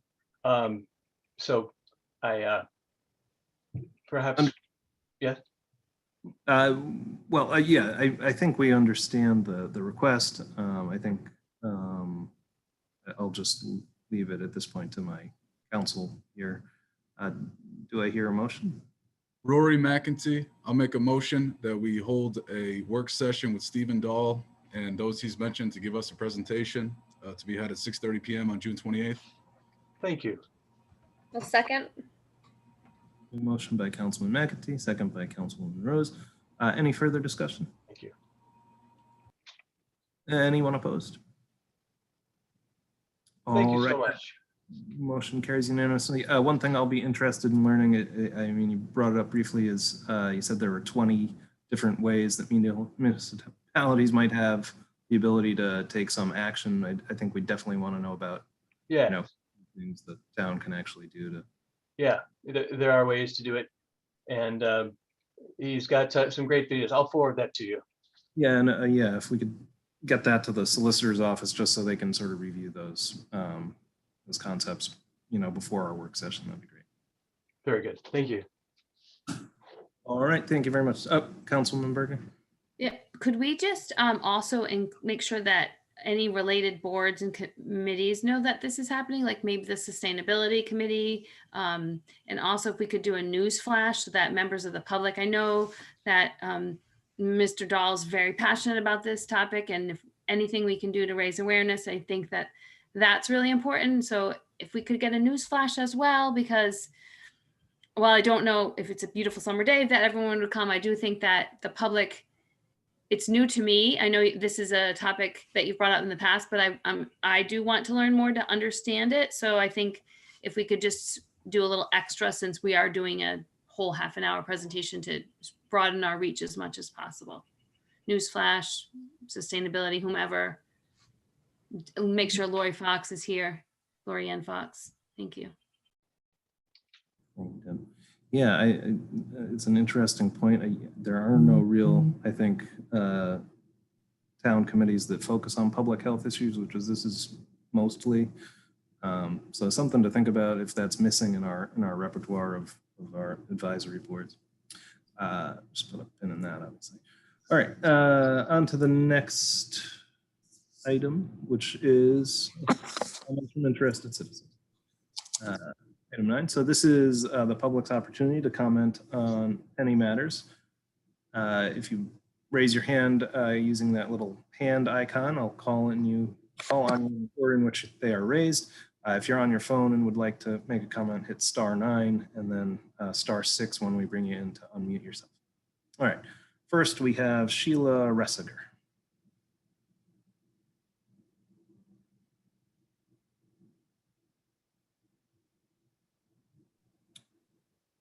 Yes, hello, can you hear me? Very quietly. If you could get a little closer to the microphone, maybe.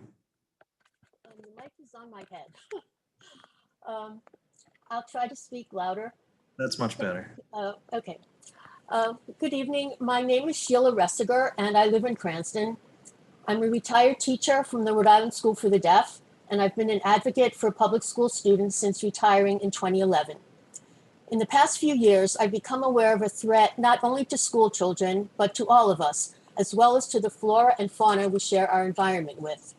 That threat is the pulsed, modulated, radio frequency microwave radiation emanating from handheld devices, as well as the so-called small cell antennas that are going up in neighborhoods across Rhode Island to enable 5G and the Internet of Things. I'm a founding member of 5G Free Rhode Island. My colleagues and I have been working to raise the awareness of our local and state public officials about the established harms of wireless and the many benefits of all wired access to the internet. I appreciate the time to speak to you tonight. You've already heard something about the New Hampshire report. New Hampshire undertook a thorough examination of the biological effects of wireless radiation on humans and the environment. And I urge the members of this council to read their report, which was published on November 1st this past year. From the summary of that report on page 6, quote, "To become acquainted with the issues relevant to 5G radiation exposure and health, the commission heard from 10 recognized experts in the fields of physics, epidemiology, toxicology, and public policy. All but the presenter representing the telecommunications industry acknowledged the large body of peer-reviewed research that shows that the type of RF radiation generated by wireless devices can have a deleterious effect on humans, especially children, as well as animals, insects, and vegetation," unquote. The safety guidelines put into place by the Federal Communications Commission in the 1996 Telecommunications Act were misguided and inadequate at that time. Since then, the use of wireless devices, from baby monitors to smartphones to tablets and laptops to small cells for 5G, has exploded exponentially. Yet the FCC has stubbornly refused to even consider revisiting the guidelines. It's important to note that the FCC has been designated a captured agency by Norm Alster of the Edmund J. Safra Center for Ethics at Harvard. This means that it's an agency captured by the industry it is tasked with regulating. In order to level the playing field for all Rhode Islanders to have access to broadband internet that is safe as well as reliable and affordable, That access must be via wired fiber optics to the premises rather than wireless. There are many reasons why fiber to the premises is superior to wireless. For example, there is no harmful pulse radio frequency microwave radiation. It allows data rates up to 1,000 times faster than wireless. It allows for more secure and private transmissions, as wireless communications can be hacked or surveilled. It works even in the case of a power emergency and does not guzzle energy as wireless does. Moreover, Rhode Island is in an excellent position to utilize fiber optics to residences and businesses. Because of the size of Rhode Island, the state already has more fiber optic cable per square mile than any other state in the country. Over 48 strands of fiber optic cable were run on utility poles throughout the state, yet less than 10 strands are being used, and only by hospitals, colleges, universities, libraries, and schools. At a Zoom meeting on May 13, 2021, titled Community Conversation, Why Broadband is Important for You, Rep. Deborah Giro stated, quote, "Fiber optic broadband is amazingly fast. Rhode Island has miles of fiber optic broadband running throughout the state. It's known as the middle mile, and it was built back in 2010, unquote. What we need is the last mile to be fiber to the premises instead of wireless." Since the passage of the 2017 Rhode Island Small Cell Siting Act, the telecoms have been riding roughshod over localities by installing these small cells to enable 5G on utility poles throughout the state. It's imperative that as public officials, you question the right of private for-profit companies to endanger your residents with an inferior product. Please keep in mind the benefits of fiber optics to the premises and abandon the notion that 5G wireless is the only or best means to provide safe, reliable, and affordable internet access for Rhode Islanders.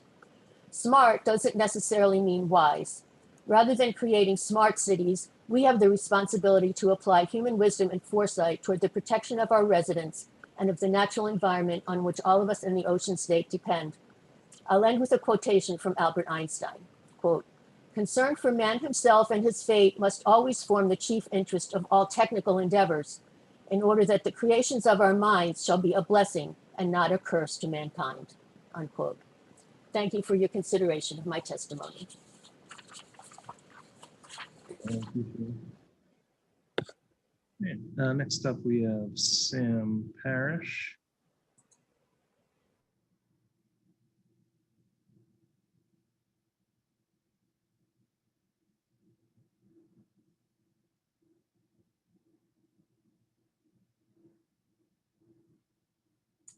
There we go. Do I sound okay?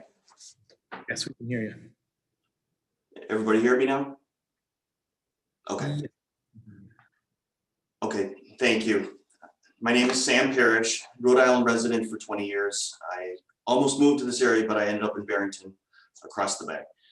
I'm a forensic engineer, and I'm part owner of a consulting engineering firm based in Providence with 25 full-time employees. This is what a forensic engineering office looks like. We have lots of field test equipment. I'm sorry, I was on a job site today, and it was on a building for the U.S. Department of Transportation. I haven't been home yet. But I'm extremely appreciative that the South Kingston Town Council has given us a few minutes to express our objections regarding the implementation of so-called smart wireless technologies to municipal infrastructure. I'm an engineering consultant, so I'm going to provide a quick background and just recommendations to the town, and I'll be quick. I first learned about the health effects of radio frequency radiation 8 years ago while working in the nuclear power industry. I have formal training and certification in radiation safety and health from the U.S. Nuclear Regulatory Commission and work experience at multiple nuclear facilities. I have performed direct measurement of electromagnetic field effects in national grid power utility corridors, including mitigation of induced voltages on railway infrastructure for safety of railroad personnel. I have also specialized in hospital construction and have installed electrophysiology labs, MRI units, both involving extensive electromagnetic field shielding installation. It's a hazard. I've studied and measured microwave frequency radiation for about a decade. When they say there's no conclusive evidence of adverse biological effects, as you've heard, It's the same lie they told about asbestos and smoking. Engineers like myself, we've been measuring the impact and collecting vital data on environmental health hazards for over 100 years. Microwaves at the power levels of cellular technology have been shown to cause biological harm. There's an enormous volume, you keep hearing it over and over, of evidence that has been provided to the public in thousands of peer-reviewed research studies from leading scientists and academic institutions around the world explaining biological mechanisms leading to adverse health effects. So I'm sorry. The first wave of lawsuits from microwave sickness has hit, and this is another industry shakeup that I don't recommend your municipality be a part of. So on 5G, quickly, the telecoms, they're pushing this urgency on the public for higher data speed, but 5G cellular technology with its limited range won't have the capacity nor the cost effectiveness to address broadband gap in many coverage areas. Just remember that. I wouldn't recommend authorizing telecom companies to deploy 5G, add antennas or cellular equipment in your town or on your personal property. I would recommend a push for safe and more secure hardwired fiber optic, high-speed internet. Our broadband will be complete when our fiber optic network, which already exists on our utility poles, is connected from each pole to each building with Speedalite fiber optic cable. That's a smart technology investment. So I also request that technology safety educator Cecilia Doucette be put on the agenda for the June 28th. We've already discussed that. This is a complicated issue and she can make it very clear. I really appreciate you giving me this time to make this testimony. Thank you very much. Thank you, Sam.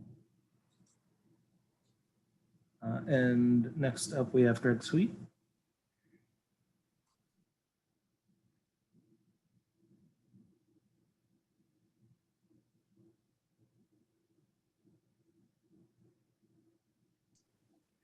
Can you hear me?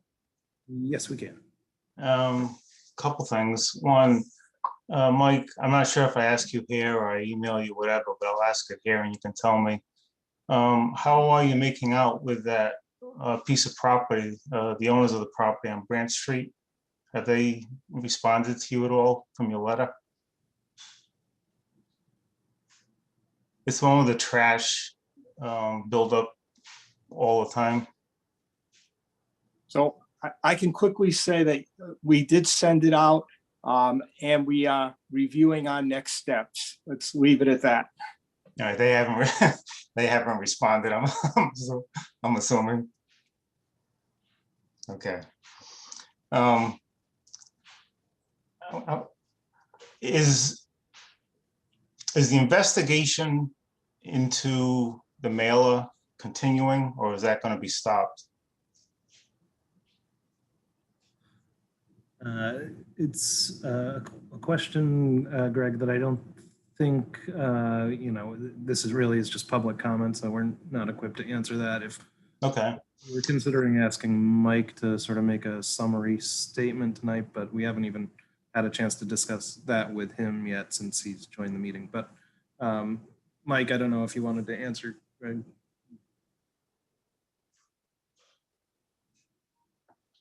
So I'll be able to answer that question after we come out of executive session tonight, because really I need to advise all of you where we're at, and based upon our interaction during executive session, we'll be able to have some kind of statement, but not until we've all had the opportunity to speak a little later in the meeting.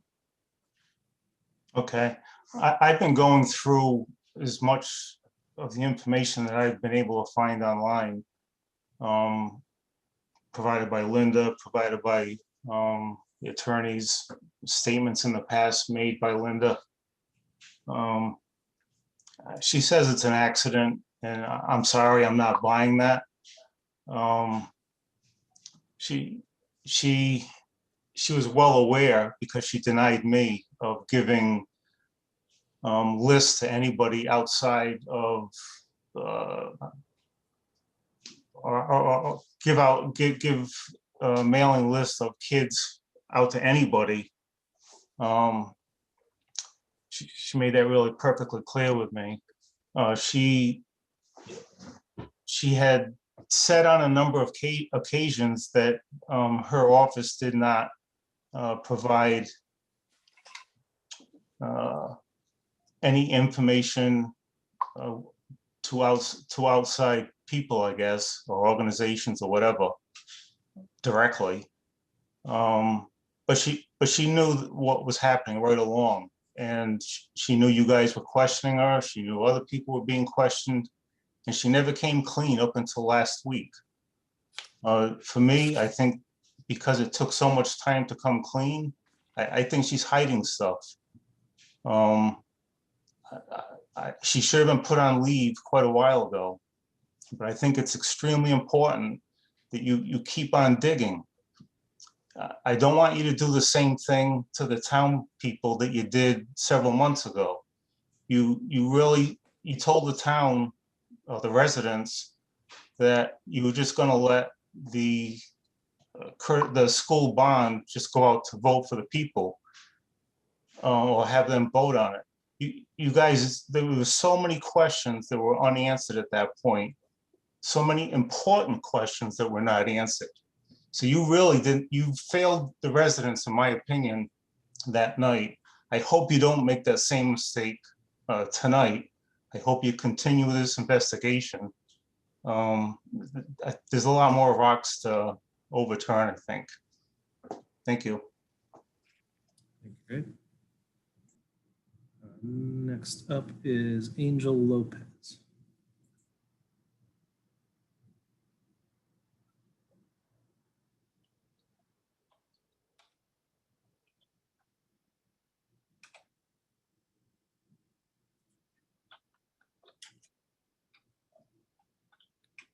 All right, Angel, you've been brought. There you go. Okay. I can hear you. Thank you. Question, is there an ability to share my screen? Because I would rather, switch this up and just show a few pictures of, I live in Providence, of installations that are around here. So you can get a view of what Stephen does not want to happen anywhere near your town. And just some of the co-locations that come with this. It's hiding behind 5G, all these installations. I think, Angel, If not, yeah, maybe, we're going to have a whole work session devoted to the topic. So if you had some quick comments on the issue, that would be great. Sure. So I'll do that. So I was planning on, telling you a lot about my story here in Providence, fighting a co-location of a distributed antenna system that's outside my residence. I just rather shift that and just concentrate my comments solely on what can be done. They say that there is nothing that can be done on a local level, and that is absolutely incorrect. There is something that is called a Section 106 review on a national level, where the FCC would come and check, investigate a technological rollout in order to stop any adverse effects. And there was an Appendix B that was effective on September 1st. Sorry, it was 26 days before the Title 3932, the Small Cell Siting Act, was actually enacted into law. It's called the National Programmatic Agreement for the Co-location of Wireless Antennas. And it basically, I'm trying to find it here. What it does is it sets the limits to the rollout of just putting small cells everywhere. And what the Small Cell Siting Act of Rhode Island did was create loopholes with this act in 2017 that allowed the property owner of where the device is being co-located to be an authority and reign supreme over any state authority, which is why any state agencies say there's nothing they can do. So this Section 106 review is for a town, a city, a community to engage in this process to investigate this technological rollout in order to stop adverse effects. And I've taken a lot of photos of installations that depict adverse effects. There's wireless transmission facilities installed on nursing homes. They're also installed on low-income high rises. They're installed right outside triple deckers like mine, outside of schools, and they're also radiating on historic properties. I have pictures of entanglements of wires on and in between the telephone poles, pictures of excessive wiring, leaning poles, and also photos of transceivers atop streetlights to assist dispatch communications through electromagnetic smog caused by overinstalling wireless transmission facilities. There is a lot that may be done, and there is no better time than the awakening present. We should not reward the corporations who directly benefited from municipal budget dollars and prevented many communities and residents from engaging civically. The laws that are in the State House right now, all they do is, protect the corporations and leave the residents outside of the decision table and from engagement. And I'll leave it at that. If I sent Stephen information on that 106 process today. So I'm willing to have conversations with him and he can share all that information with you about this. Thank you. And I appreciate the time that you're giving me here. Thank you, Angel. We appreciate your help. Have a good night. Next up, there is somebody who's titled owner here. So when we bring you in, if you would just state your name for the record. That would be great.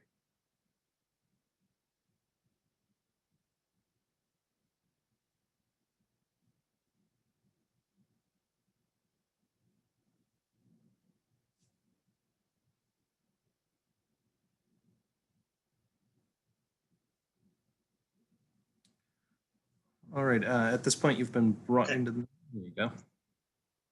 Sorry about that. Dave Cote, can you hear me? Yes, how are you doing, Dave? My name is Dave Cote, South Kingstown resident and former school committee member. My understanding that I look forward to the SK Town Council clarifying is that under the leadership of the SK School Committee and the SK Superintendent, a serious breach of public trust occurred that violated the confidentiality of our SK students' personal information from as young as 5 years old to 18 years old. During the school bond proposal, the SK Superintendent, after an investigation by the SK Town Council, admitted to providing confidential student information to the chairman of the SK School Committee's treasurer. This treasurer was not a school or public official and hence distributed it to political organizations of their own choosing to support the campaign to pass the SK school bond. The political organization then created a mailing that again violated South Kingstown students' data privacy to support the SK school bond. Hence, our SK students' confidential and personal information is now in the public domain. What are the next steps by the SK Town Council to address this serious student data privacy breach to ensure our SK students' safety and that this never happens again? And was anything I said incorrect?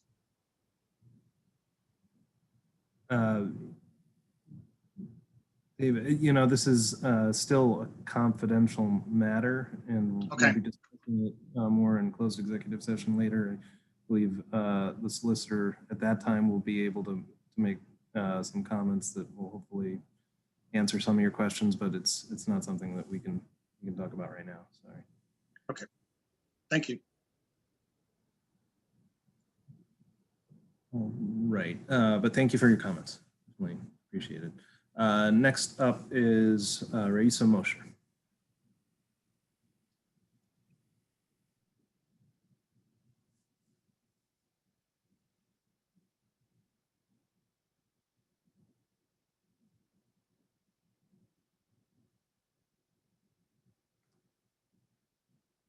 I think you just muted yourself, Raisa. Okay, I did. You'd think I'd have this down by now. Number one, I wasn't aware that people out of town could participate in community comment, and maybe I'm wrong about that. I appreciate your inclusiveness, but you agreed about an hour ago to have a work session on the Wi-Fi issue, and then we then listened to many community commenters outside of South Kingstown talk about that issue. So I would appreciate not now some clarity on that, because I think it's a can of worms. I think if we start allowing people from outside of South Kingstown to comment in meetings where their issue is maybe not on the agenda or on the agenda, we're gonna run into a bit of trouble. My second thing is, and I'm not asking for an answer, I'm just hoping that you guys will have a discussion about when you're gonna meet in person again. I think it's about time. My third is that, to Jocelyn's point, in terms of school committee comment and in terms of the law regarding OMA and the school committee, we had always been tried to be very careful to not violate OMA. So we had different ways to engage the public that I know it's very hard during COVID to try to do that, but even pre-COVID, post 2018, we got rid of, the school committee got rid of community conversations that I think are extremely important right now. I think we have a lot going on, and I think bringing that back and you all encouraging the school committee and maybe working together as a town council to bring those community conversations back about really important issues in the town, including the Wi-Fi, including all of the things happening around school facilities and the mailer, et cetera, would be helpful to restore trust. And the public has been left out for years. So with new leadership, I'm hopeful that will change. My main reason for calling is to ask you to please continue the investigation. The parents, we all as parents do not have answers, and we cannot go on the word of the superintendent, who has now said that she did not tell the truth about giving this information. And I want you to continue the investigation, because there's no reason not to.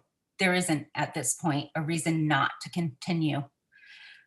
Where is the documentation between the superintendent and Stacy Bazioni? Where is the documentation? We only have the word of Ms. Savastano that she gave the information to Stacy Bazioni. Where is that documented? And maybe you guys have it and we don't. And I fully understand that happens, but we need to have that. What other emails are there with regard to this matter? Who else was involved? Do we really believe that it was only two people, that it was only Linda Savastano and Stacy Bazioni that had this information? I don't, and I don't think the town does either. And I hope that you continue to investigate and figure out what happened. This is not over, and it cannot be brushed under the rug. It's a big deal. And to say that this superintendent is a nice person and that she's done really nice things for the town, it doesn't matter. The two things are not, it doesn't matter if she's nice. It matters that she lied. So I hope that you all follow through with this, because if you don't, it's on you. Thank you.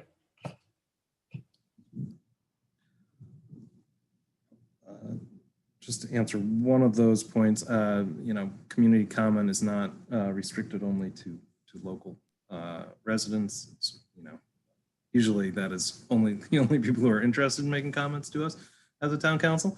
But it is an open forum. There are people who don't live here who do have an interest in policy that might be enacted here. So we need to That's good to know. I appreciate that. Thanks, Abel. All right, next up we have Paula Bradley.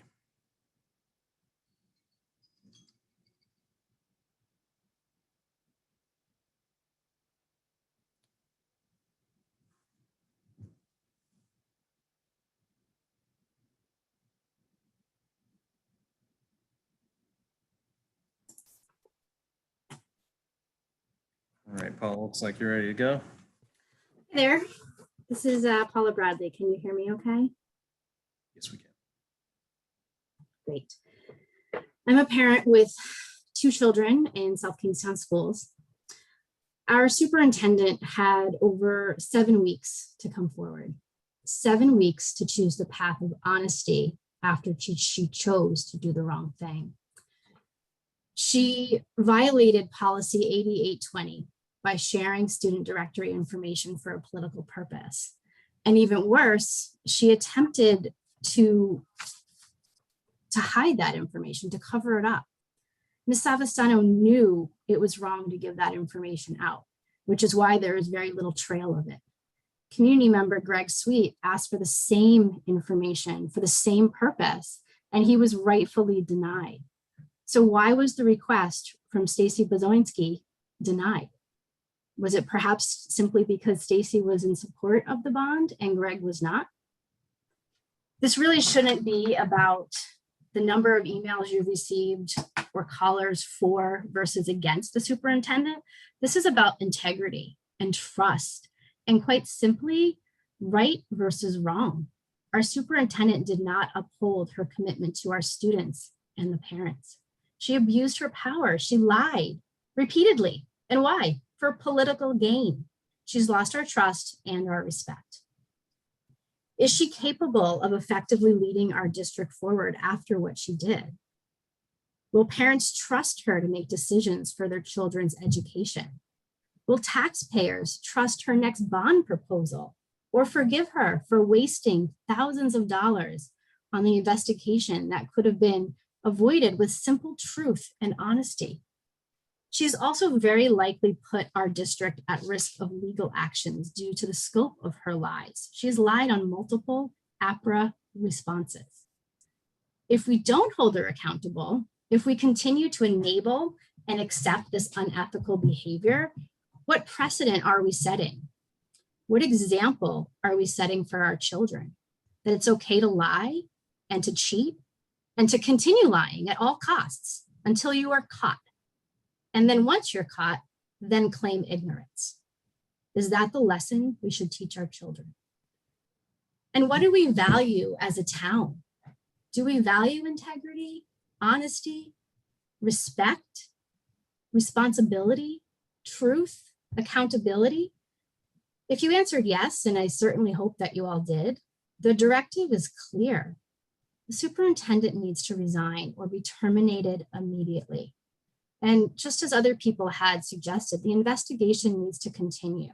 There's more that we need to learn and understand. As a parent, I want to know what data was disclosed and where did it go? Everyone who was involved in this needs to be held accountable. And I appreciate the path that the town council has taken to make that happen. And I hope that you continue to press forward and ultimately do the right thing. Thank you very much. Well, next up, we have Jocelyn.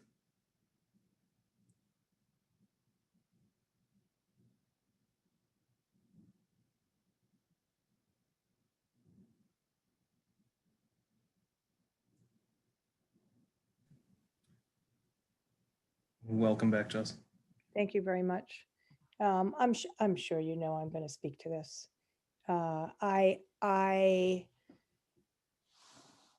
Unbeknownst to me, I have become officially classified as a senior citizen. Who knew that that happens at my age? I am a senior citizen in this town. I also am very active because of my employment with using technology and student records, as well as patient records and confidentiality issues. I was the president of the Board of Nursing, and I have full understanding of confidentiality in a quasi-judicial role. So I have some experience and I can speak to it. I don't have trust that you're going to protect us anymore with our data. I would guess that Susan Flynn is at the point of sleeping with the computers at this point to keep them safe. Who knows The minute somebody's back is turned, what data is going to be accessed and who it's going to be shared with. I have faith in the employees. I no longer have faith in the school superintendent. My children were in school at a time when all of our personal data was submitted to the school guidance counselors for college applications. Literally every bit of our lives is on file in the school department. I've mentioned this before in front of you. You have 100% of our personal data, our parents, our grandparents, in my case, our great-great-grandparents, our credit card information, our payment information. You have the dog's rabies tags. You have 100% of our personal data on file. And I don't really know, because I don't know how you are now protecting this data. What is the responsibility of all of the individuals in town hall, in the school system, in the employment of a municipal system this large? Who can access our data? How often are you checking to see who has accessed the data to ensure safety and integrity? The town needs reassurance, particularly for those of us on the other side of 65 who may not have LifeLock, may not be as adept at checking constantly their checking accounts and their various electronic things like credit cards and payments and mortgages and that sort of thing, health records, those kinds of things. There's a trust and safety issue now for citizens, because the superintendent of the school system accessed the children's home addresses, provided it to a national labor organization, printed a flyer, and then attempted to cover it up by shifting the focus to allegations of racism. Information that should be public is held confidential, like curriculum, like how things are taught. Information that should be private is now released. And I'm going to address the woman who has the database. Stacy Bozzioni has launched probably 500 vicious attacks on citizens in this town. I've seen it and I've been victimized by it. She now has every single child's home address in her personal possession. You need to put a stop to that. The town council can do that. I know you have very little control over the schools. I know that. You can issue a vote of no confidence. You can send back, even at the investigation is over, you can send back your opinions on what should be done and what should take place. But you have to restore trust, because people are very, very, very upset about this. You own 100% of our personal data. Widespread fraud could take place with the snap of a finger. This isn't even a hack. This was literally a freebie, a giveaway of the baby's home addresses.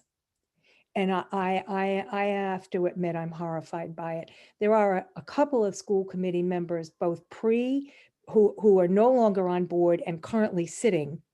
So pre-election, we're on board now ex officio, and at least 2 school committee members who are currently members of South Kingstown Friends. Please don't stop investigating this. They may have to be asked to step down because of ethical violations. Please continue investigating this. Please do some kind of a statement to the town to reassure all of us that our data is safe and how it's safe. Don't just pat us on the head. Tell us how it's safe. And thank you kindly. I appreciate your time. I didn't mean to exceed. Thank you, Jess. Next up, we have Karen.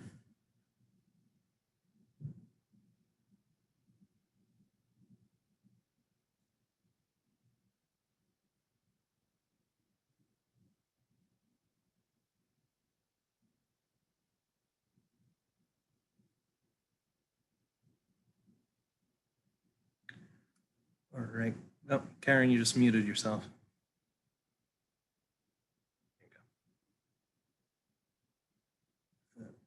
But yeah.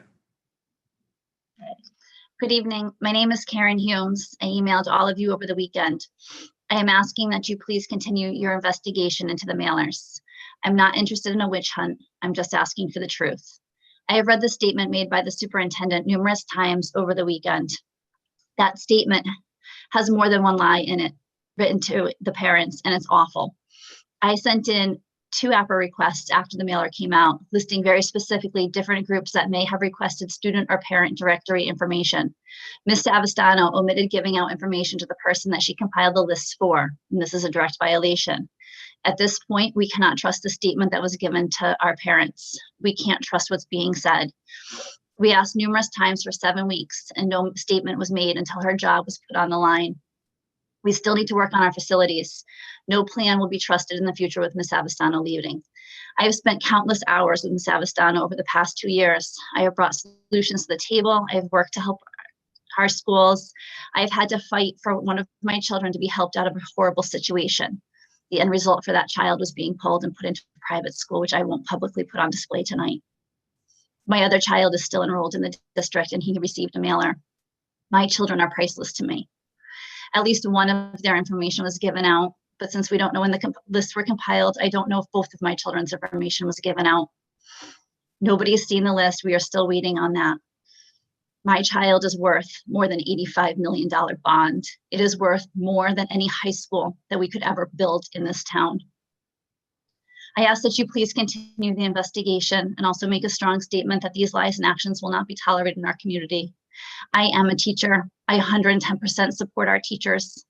I can never imagine having to work for a superintendent or a leader that would lie not only to their parents, to their students, but their teachers, and watch as they stood up for her the other night and asked for you and for the school committee to support her. They went to bat for her and she lied.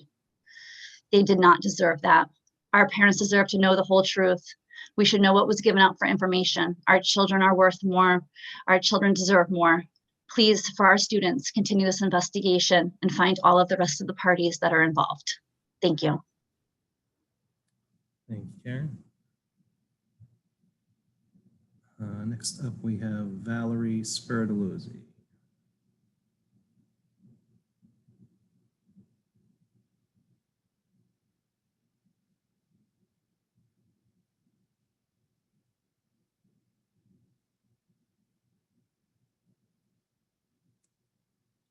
Right, Valerie, you just have to unmute yourself.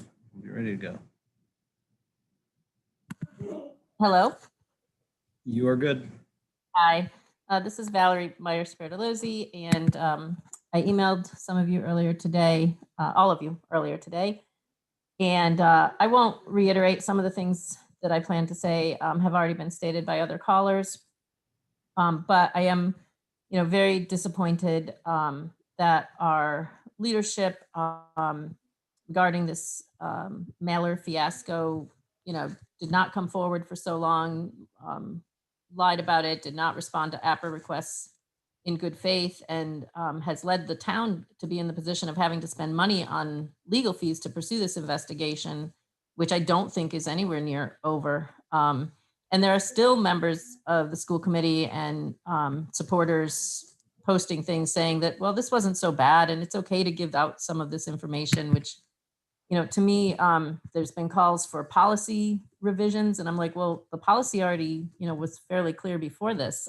It just wasn't followed. And it seems that, the leadership has led us into more legal troubles and things where the lawyers are now resigning. The school committee leadership in 2018 thought that it was 2019, excuse me. In 2019, the same some of the same school committee members thought that it was critically important to investigate the former superintendent after she had already resigned, which led to excessive legal expenditures then. But when children's data was at risk here, there wasn't the same emphasis at all on pursuing an investigation or letting the truth come out. And that's just beyond belief, to be honest, as a parent. And, I also think that, we need to find a way to restore trust and transparency and really act in the best interests of the kids, which I don't think has been going on here. So very, just really in disbelief, honestly, about some of what's been going on.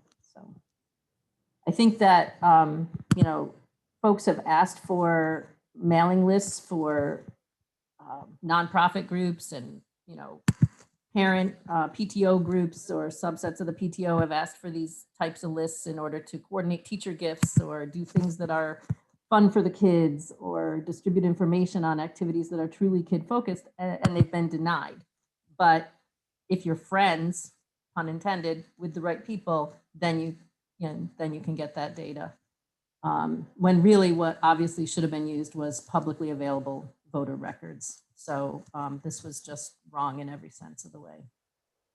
Thank you for hearing me.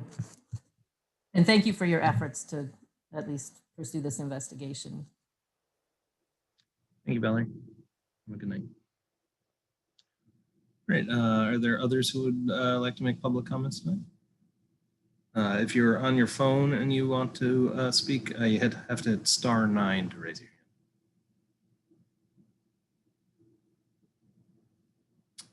Kevin Faria.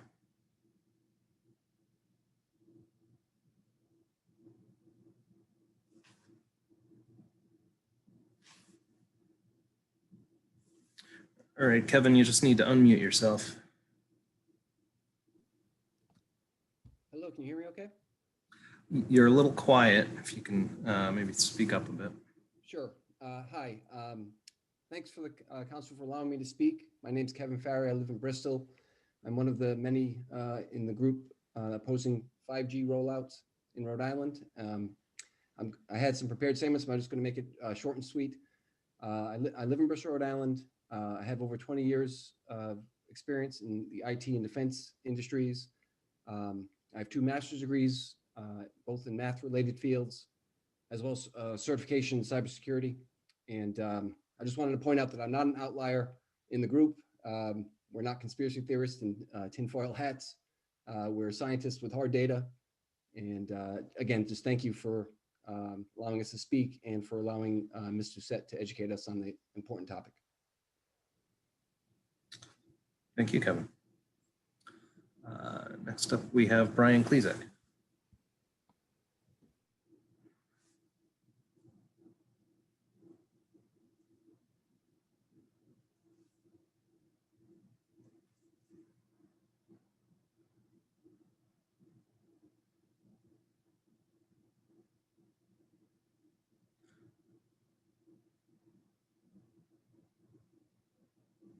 All right, Brian, you just need to unmute yourself.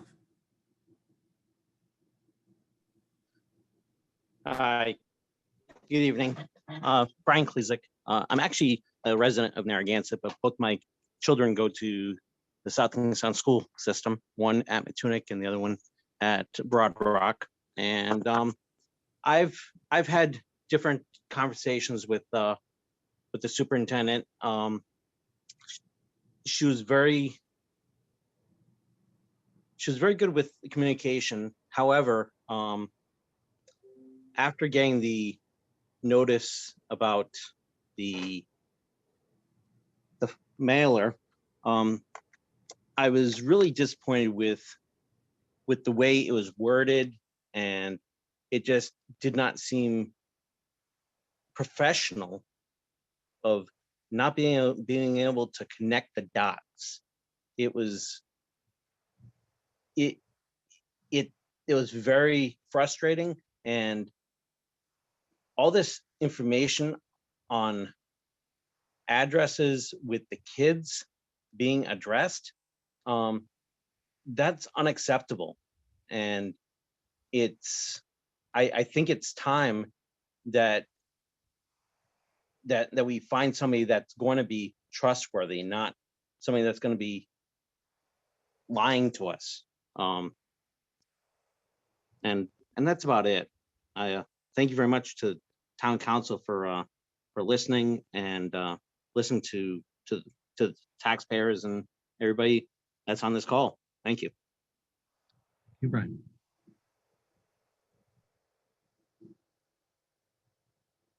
All right, any other public comments?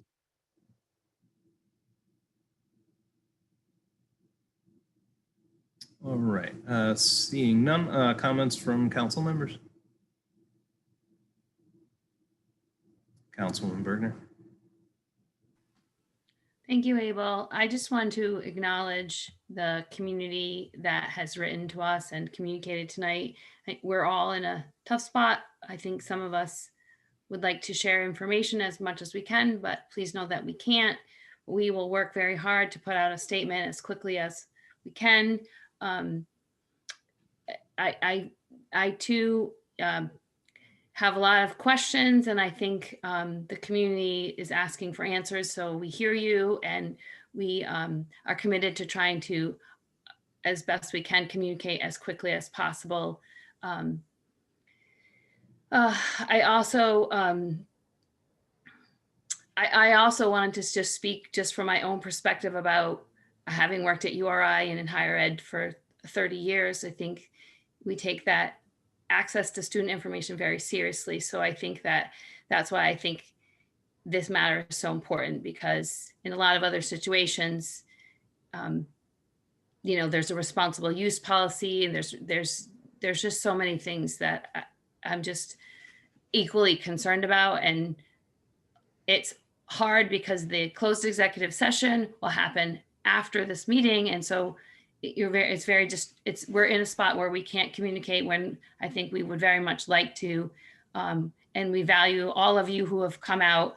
I'm sure it's very difficult to come forward after many teachers came and spoke in support. It's hard to be a parent. I've heard from many parents who felt uncomfortable speaking up after that. And I feel like not knowing the facts, so maybe some of the teachers were even perhaps blindsided by the statement that came out on Friday night. Thank you.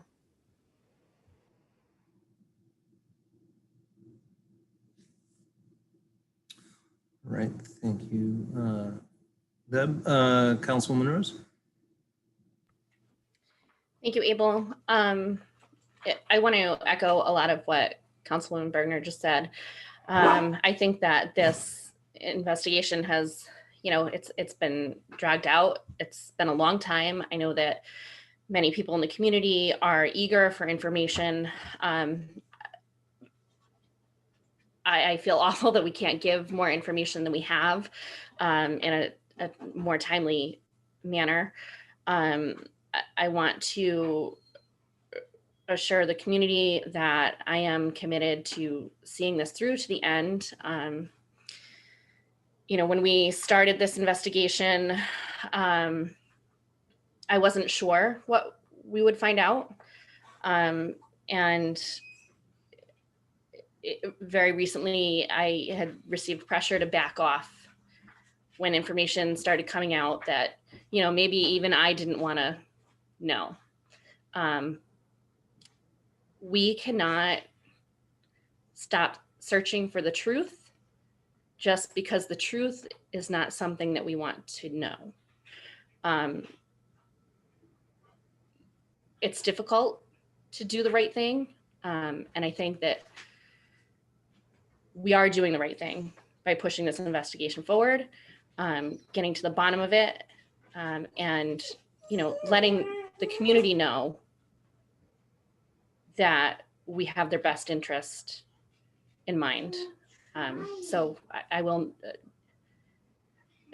assure everybody that I plan to see this through to the very end. And I appreciate everyone's patience and sticking with us while we work to sort this out. And again, I apologize that we don't have more information for you sooner. It's difficult, I'm sure, and I empathize with that. So thank you. Thank you, Jess. Any other council comments? I will say, I think Jocelyn raised an important consideration. You know, I know that the town has a lot invested in IT infrastructure, and our sensitive data is very well protected, and I have confidence in that system. But I do wonder if there are policies on the municipal side about sharing directory type information, and how those are made, or what those, you know, I just never thought about it before. And so I'm curious what those policies are, if there's similar type federal regulations like FERPA for municipal side, and I guess that would apply to the municipal side, and what the rules are for requesting that type of information. And you know, I'm interested in the topic. If we could have you know, discussion about that at a future town manager's report or something. All right. That brings us to the town manager. Yes, good evening. The only thing I have for you this evening, as a reminder, in addition to your regular work sessions and meeting dates, the town council will hold a work session tomorrow evening, June 15th, to discuss the American Rescue Plan stimulus funding. On the departmental level, this will be the town presenting recommendations for that stimulus funding. And then on June 29th, there will be another work session for the same thing, stimulus funding, and with outside agencies presenting to the town council for consideration of funding. And at this time, that is all I have for the council. Thank you, Terry. Any questions for the town manager? Councilman Berger. Thank you. So I have a couple of things. So the first is about the school building committee. I know I was contacted by a number of residents who were confused because they had applied for the school building committee, then they weren't sure, they thought they were getting interviewed. So I had that, if we could clarify that for the community, and then I have a follow-up to that. Sure. There may have been some miscommunication on that particular item for interviews because of the way it was worded under the school building committee. It said to be interviewed, but there was no date. What that indicated was to be interviewed at a future date. Okay. Which was different from what was listed under the planning board. If you notice on that item, it did indicate to be interviewed on June 14th. So that we can change that language. I can understand why there might be some confusion. Thank you, because they thought they were going to be interviewed, but they hadn't been contacted, and I'm not quite sure. That's my follow-up about the school building committee. Where are we at with that? Have we had a recent meeting with RIDE and talked about anything? I'm just confused where we're at with the school facility plan at all. So just quickly, if we're going to have a discussion around school building committee, I just ask for it to be added to the agenda. It's not part of the town manager's report? I So think I'm not sure that Terry was bringing that up in her report. So yeah, let's just be safe. Let's just add it and there's no problem. Do I hear a motion to add discussion? Jess Rose, I'll make a motion to discuss the school building committee, to add discussion regarding the school building committee to the agenda. Second. All right, we have a motion by Councilman Rose, second by Councilman McEntee. Any discussion?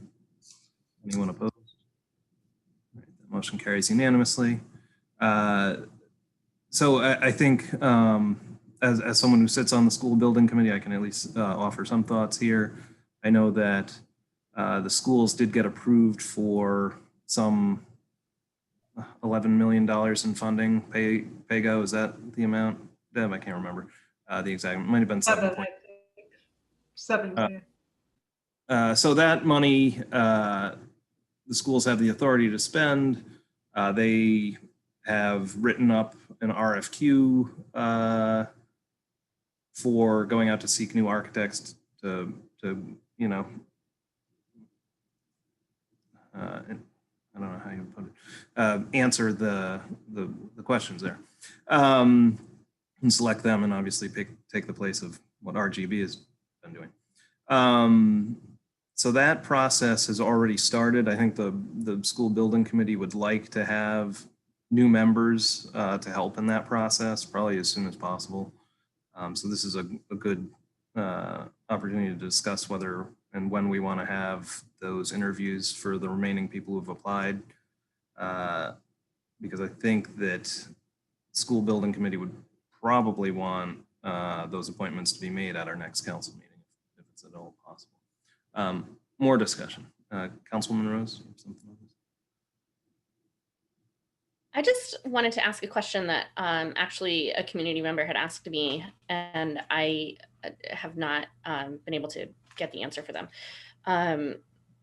What does our charter state about the school building committee if there is not a facilities plan?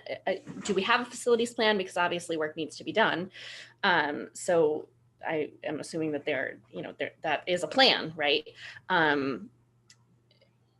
But if there's no, plan on a sort of bigger scale, what does that mean for the school building committee? Well, I guess just trying to I think we think of the school building committee on a larger scale, like when there's a big project looming. Can you just more clearly define what the goal of the school building committee would be right now? Well, I think at the moment, the school building committee is still waiting to get direction from the school committee on sort of whether to seek a bigger facilities process again, something where potentially we can still get some newer and fewer dollars, especially if those deadlines are extended by the legislature. But regardless of that, definitely the school building committee is being tapped on its guidance for this RFQ process. Councilwoman Berger? Yeah, I was under the impression that you did not need a building committee for capital projects. So if we don't have a bonded project, we've heard in the past that there's no need for a school building committee. So I'm just curious about that, and if anyone has the answer to that. But my question really is, I'm hearing that there's been meetings with RIDE. The bond failed. I just was hearing that meetings with RIDE have continued. Is that correct? Have there been recent meetings with RIDE? That was my question that got this onto the agenda. I think the conversations have been ongoing with the school building authority, RIDE, blanking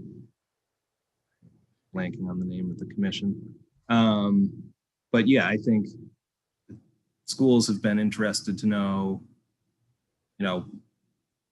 what the next steps are from them. They want to know what the feasibility is of pursuing another bond project, another big bond project. So trying to get that clarity from the state to help, I think, guide the school committee and giving direction to the school building committee. I think all those conversations have been ongoing. I guess maybe so there was a meeting. Was that meeting Friday? Was there a meeting on Friday with RIDE and the superintendent and members of the school building committee? I'm hearing that out in the community, and I guess I'm just surprised if we don't have a project and we don't need a school building committee for capital projects. I just feel like this might not, it doesn't feel very transparent. So I'm just curious, are there regular meetings that are happening that the community is not aware of? Or any meetings, take out regular, are there meetings occurring? There's not been a school building committee meeting since I don't recall the date of our last meeting. Do you remember, Councilwoman Kelso? I asked if there was a meeting with members of the school building committee and RIDE and the superintendent. People are saying that there are meetings happening. Was there a meeting on Friday? There was a Zoom call, yeah, on Friday. Okay. Do you want to give us an update? I gave the update. The schools were asking the state commissions on guidance about the feasibility of applying for another round of a facilities bonding process, so that they could then give direction to the school building committee about our next steps. Well, we have a failed bond, so I'm just curious, what would be the feasibility, what would be looking at to be feasible? Because we haven't started, we have to go back to zero. So I'm just curious, are we re-showing the failed bond and saying, can this work? Is that what's happening? No, the question is whether it's feasible just to go back to stage one and still have time to qualify for newer and fewer, and what the paths are for that to happen.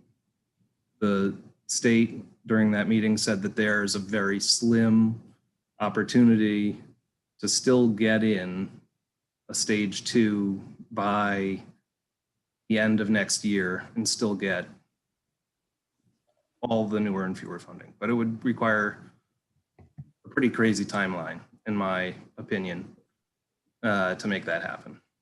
So that's all going to be communicated from the state in a letter to us about what our viable options are at this point. I'm just going to raise this up, that I have concerns that I have not seen since the bond failed on May 4th. This hasn't been on the school committee's agenda to go back to RIDE and to revisit all of these things that I'm aware of. And so that meetings are continuing out of the public view in a time where we don't have a lot of trust in the school department, the superintendent. So I'm hearing that a meeting happened on Friday in the whirlwind of the last week. It's kind of concerning to me. And I think the public is greatly concerned that we are pursuing a failed opportunity again. I can only speak to, myself being invited to that meeting. I understand that it was set up shortly after the bond failed, and that was the earliest that RIDE could get down, and the school building authority. And the question was not about revisiting the failed bond question. It's about what the path forward is now for the town, given that it failed. And I think that those are important questions and conversations that need to be had, so that the school committee can get some feeling about where it should go next, give direction to the school building committee. I'm looking forward to hearing what direction that is.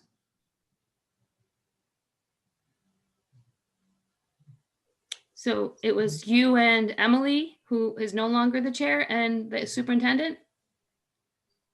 I believe Paula was there as well. Paula Whitford, new chair. There was Christine Lopes Metcalf from School Building Authority. I'm sorry, I felt a little tangential to the meeting because it wasn't my baby, so I didn't take a list of names there. It was. I just think that, if we're gonna, if this project or any project is going to continue, we really need to look at the membership of the school building committee because we just need to be updated more consistently and regularly, I guess. Councilwoman Kelso? So I just want to state that this couldn't have been a school building committee meeting because I was not noticed that this was occurring. So, and from the president's list of who he remembers being there, Paula Whitford is not a member of the school building committee. So this was a school committee apparently looking for some guidance, I guess, to bring to the other members of the school committee, and then down to the school building committee. But to reference that meeting as a school building committee meeting, I think is erroneous. We have a chair of the school building committee. Her name was not mentioned. it looks like a school committee meeting that they invited the president of the town council to me. But I had no notice of it. This is the first I am hearing of it. So, you know, it was not a school building committee meeting. I didn't think it was. I just thought it was a meeting of members of the school building committee. Thank you.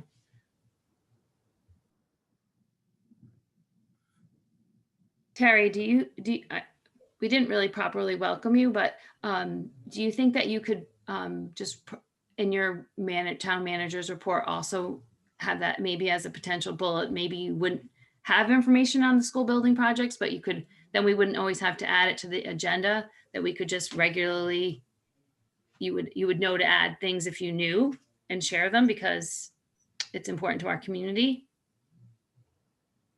Sure, I can add, I understand that the town manager's report has numerous items about committees and meetings and minutes and all of those things, so that can be added to the manager's report. Thank you. Councilwoman Rose. Thank you, Abel. So I guess I'm sort of wondering with the failed bond, the reorganization of the school committee, you know, kind of all these things happening at once, and maybe looking for a new path forward, if it would make sense to disband the school committee, the school building committee, and form a new one as necessary. I feel like, you know, as a newer member of town council, I don't quite grasp all of the different functions here. I'm going to be really honest. This is just something that crossed my mind that I would like some other input on. I would like to hear what other people have to say about that. Councilwoman Kelso. So the school building committee is a subcommittee of the school committee. It's not a town council committee. The school building committee is a subcommittee of the school committee. It is the school committee that drives the agenda. It is the town charter speaks to a council majority on that committee, which is why we've always had 7 members. But the RIDE, the Rhode Island Department of Education, their ordinance surrounding the formation of a building committee supersedes town charter, right? Because it's state law. So they speak to the membership makeup. Our charter speaks to membership makeup, but the school building committee is not a town council committee. All of its direction is taken from the school committee. So we sit there to execute the school committee's vision, right? And enhance and discuss and all of those things. But the school building committee doesn't make policy. It just executes the vision that the school committee has set forth. I appreciate that. And I think that probably, you know, if I'm sitting here and I wasn't totally aware of that, I think that it's good for the community to hear that explanation. So thank you. And in terms of reorganizing the school building committee, I mean, honestly, that is sort of in the midst of happening. You know, there's a lot of open spots as soon as we accept resignations. So there's, you know, a lot of people we've obviously interviewed for those spots. So, you know, hopefully soon we can, you know, shake up that committee. If somebody else wants to serve on that committee instead of me, that's okay with me. It's not something I entirely desire, but I'm happy to continue serving in that role as well. So I think the first priority, though, from the school building committee's viewpoint is, you know, it's been tasked with this RFQ process for the PAYGO funding that's been approved by the state, which I think is 7.6 million. If I said 11 million earlier, I was thinking about some other discussion. I think it's 7.6 million. That has already, I believe there's an RFQ on the street. So architects are going to be responding to that.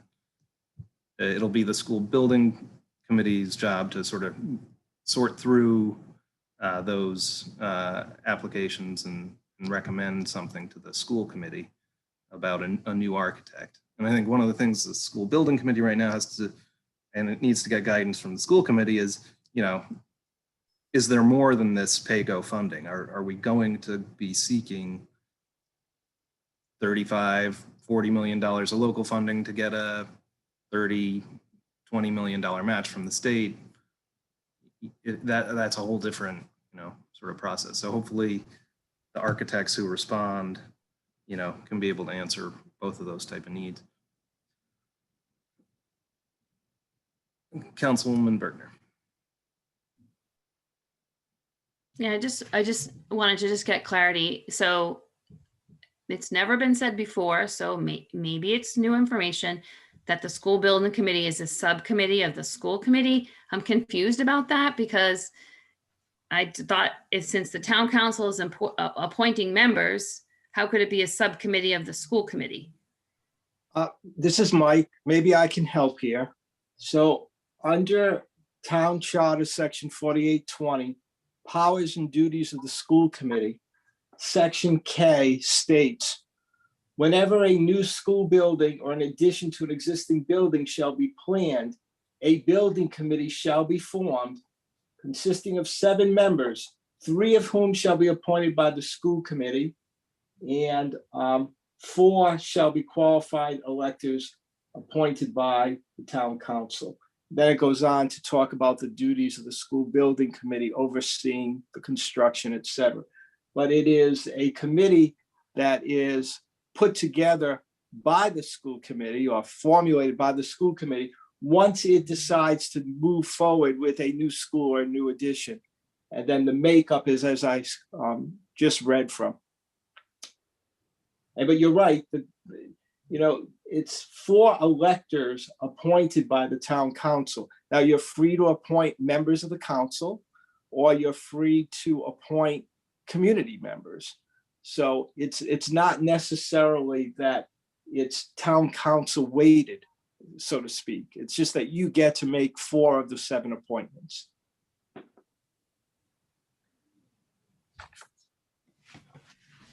It's just confusing to me because when Deb Kelso mentions that the subcommittee, but all of the meeting minutes are housed on the town page, you're communicating a different message where you get the links to the agendas and all of that. I get that from the town council page, from the town web. I think the way you would think about it is it's a committee that is formed by the school committee as opposed to a committee that you would form. In other words, the council wouldn't be able to put such a committee together because the building of a school or additions, et cetera, those really all fall under school committee powers. So that's why the charter kind of puts it there.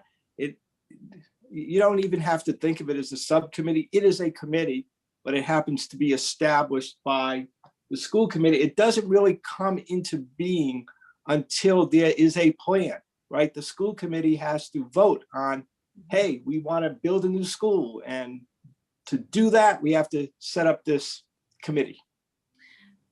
Okay, so without a plan, we don't have a committee.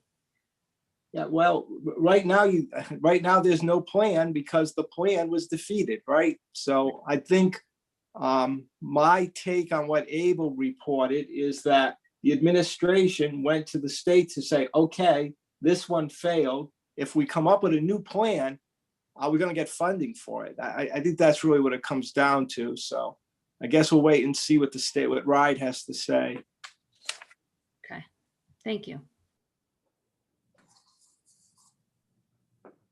So just to wrap up this conversation, do we want to try and make appointments to the school building committee next meeting? If so, do we want to try and arrange the interviews that are scheduled to happen for those spots? Councilwoman Kelso? I would prefer to wait until we have direction from the school committee as to their path forward, right? There's no sense appointing people to a committee that is moot. that is not going anywhere. So, and I think it also influences my decisions on who should sit on that committee. So I'd prefer to wait until we get some kind of direction from the school committee as to their path forward or not. All right, very good. Councilwoman Rose. Yep, I was just about to lower my hand.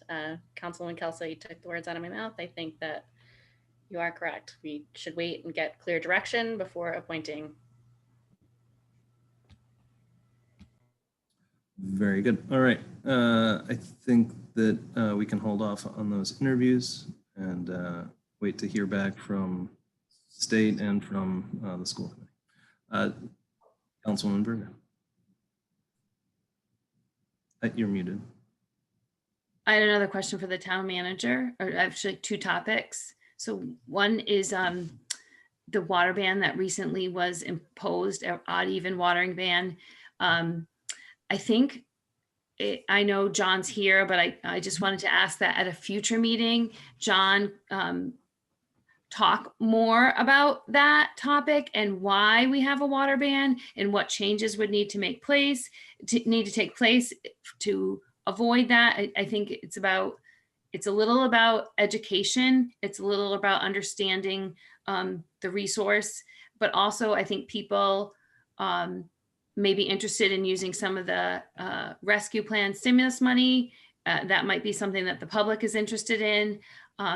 I know John's out there, but if we could talk about that at a future meeting, because I don't think the public understands, like someone said, every year we have this odd even water ban. Why? I want to pay for watering my lawn. I have 2 people that live in my house. There's 5 people that live next door. Like there's a misunderstanding about not what it is, but why maybe it is why, but also we talked about it during the budget season and John talked a little bit about it. And the line that he said that I remember was, you can pay a lot for drinkable water that you're just using to water your lawn.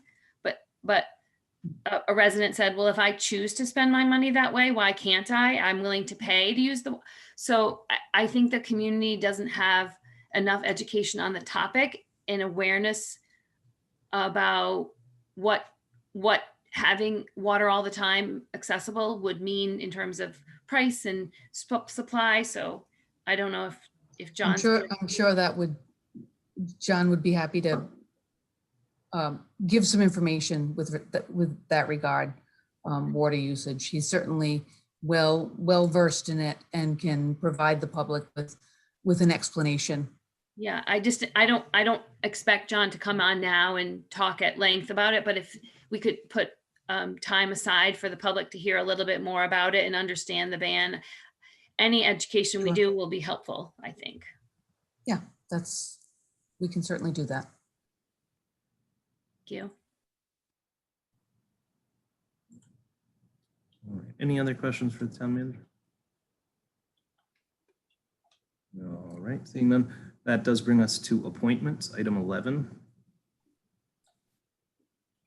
We had a number of great interviews this evening for some planning board slots. There's one reappointment potential and then 2 vacant slots, so a total of 3. Rory McEntee, I'll make a resolution appointing Robin Pothier to the planning board. I think she's well educated. She has a PhD. She seems passionate about the town. I think it's reasonable to replace a woman who's resigning with another woman. So I think this should be a good member of the planning board. Deb Bergner, I'll second. Motion from Councilman McEntee, second from Councilwoman Bergner. Any further discussion? Is there anyone opposed? That motion carries unanimously. Are there different term endings for these, Susan? Do we want to identify that now? Yes, there are. The 2 vacancies are for May 2022 and a second vacancy for May 2024. Susan, this one will do May 2024. Okay. Any other motions? Deb Bergner and I moved that we reappoint Paul Jordan to the planning board. I'll second. We have a motion from Councilwoman Bergner, second from Councilman McEntee. Any discussion? Is there anyone opposed? Term for Paul, or his term's expiring, just reappoint him, correct? Okay. That motion- would be for a 3-year term till May 2024. All right, he is reappointed. All right, final opening. Jess Rose, I'd like to make a propose a resolution to appoint Josh Daly to the planning board. Did I say that right? I'll second for discussion. Motion by Councilwoman Rose, second by Councilman McEntee. Discussion. I think he's done an incredible job as the chair of the Affordable Housing Collaborative. This is a natural, step up for him. I hate to see him leave the spot he's in because I feel like he's been very effective. He's gotten good policy to us that we've enacted. But at his wishes, as he said, he would be stepping down if he gets on the planning board, but definitely a credible member, so I can support this. Councilwoman Bergner, your hand has been up a while. Is that okay? Councilwoman Kelso? I just feel the need to state that it's a difficult decision, and all of these candidates I would happily support. So I am willing and, excited about Mr. Daly, but the other two candidates, Mr. Jeremiah and Mr. Murdoch, are also assets, and hopefully we could convince those two to put their name into another board, perhaps the Affordable Housing Collaborative, and make use of their passion and expertise on another board. That would be great. Councilwoman Rose. So maybe I should have said this when I asked to appoint, but I do think it's important on the planning board to have people who have an understanding of both small business and affordable housing. These are things that are both very important to, I think, a lot of the people in our town. And they also are big pieces of our goals and objectives as a council. So that would be my reason behind wanting to appoint Josh Daly. I do want to again echo what Councilwoman Kelso said. There are many qualified applicants here, and we are so lucky to have them. And I also wish that we can perhaps persuade them to put their name in the hat for other board positions. Councilwoman Bergner, your hand is up again. Yeah, this time it's real. Thank you, Abel. So I also agree. Josh Daly's done a great job in the Affordable Housing Collaborative. I just want to recognize that Jamie Murdoch, I've heard him as a participant in planning board meetings, and he's very thoughtful, has a deep knowledge of planning and zoning, and he would be an incredible choice as well. I feel like at this point, we have a very small number of people willing to be involved, and the planning board is a big, huge time commitment. And I'm sure that Josh and Jamie and Michael understand that commitment. I wish we had more opportunities for them. I know that what I liked about what Jamie said was a lot about participation in the community and really going out and trying to gather both community input and as well as educate. And I think that was a unique answer. And I feel that will be a void in some ways that I want to recognize that if there was an opportunity to have Jamie participate perhaps in another way, if the council chooses not to appoint him to the planning board, then we have a very educated, engaged citizen that has a lot of talents and skills that we need to figure out how to incorporate into our boards and commissions. I think that those are all great points. Jamie really came across almost like a consultant the planning board would hire to facilitate a charrette or something. And I think he would be a valuable asset. So I hope he does not find some other place to use his free time. Although that is, of course, is right. So yeah, any of these three candidates would be a great addition to the planning board. I'm happy to support Josh moving up to planning board from Affordable Housing Collaborative. He's done great work there. Yeah, so I guess we can all try to do our work of reaching out to the other candidates and seeing if we can get them excited about some other opportunity. All right, with that being said, Councilwoman Rose, you have more? Go ahead. Sorry, I'm thinking of it now, and if I don't get it out, I'll forget about it. Is there, we have a lot of people engaged right now, I think, for different reasons and wanting to be involved. Is there a way that we can get out the different boards and positions that have vacancies that we can, make it a little more user friendly for people to find out what's available and where their skills might resonate with the town, either through like a newsflash or some other way to, I just feel like we have a lot of engagement right now and we should take advantage of that. That is a good question. First, let's just appoint this guy and then we can get to that. All right, do I see anyone opposed to this motion? All right, very good. We can let Josh know that he has a spot on the planning board. That will open up a spot on the Affordable Housing Collaborative, and hopefully, Susan, we can be advertising. I think there's another spot over there potentially too. And I forget what other big positions we have available at the moment. I know Sustainability Committee has been popular and there's an opening there now. So if we can get those opportunities out via Facebook and all our other platforms, newspaper, that'd be great.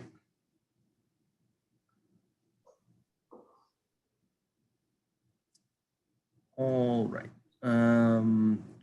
I guess that brings us to new business. 12A, a resolution expressing the town council support for House Bill 5232, an act relating to education, foundation level school support that would extend the time period that schools have to commence construction to correct health and safety deficiencies in order to qualify for increased school housing.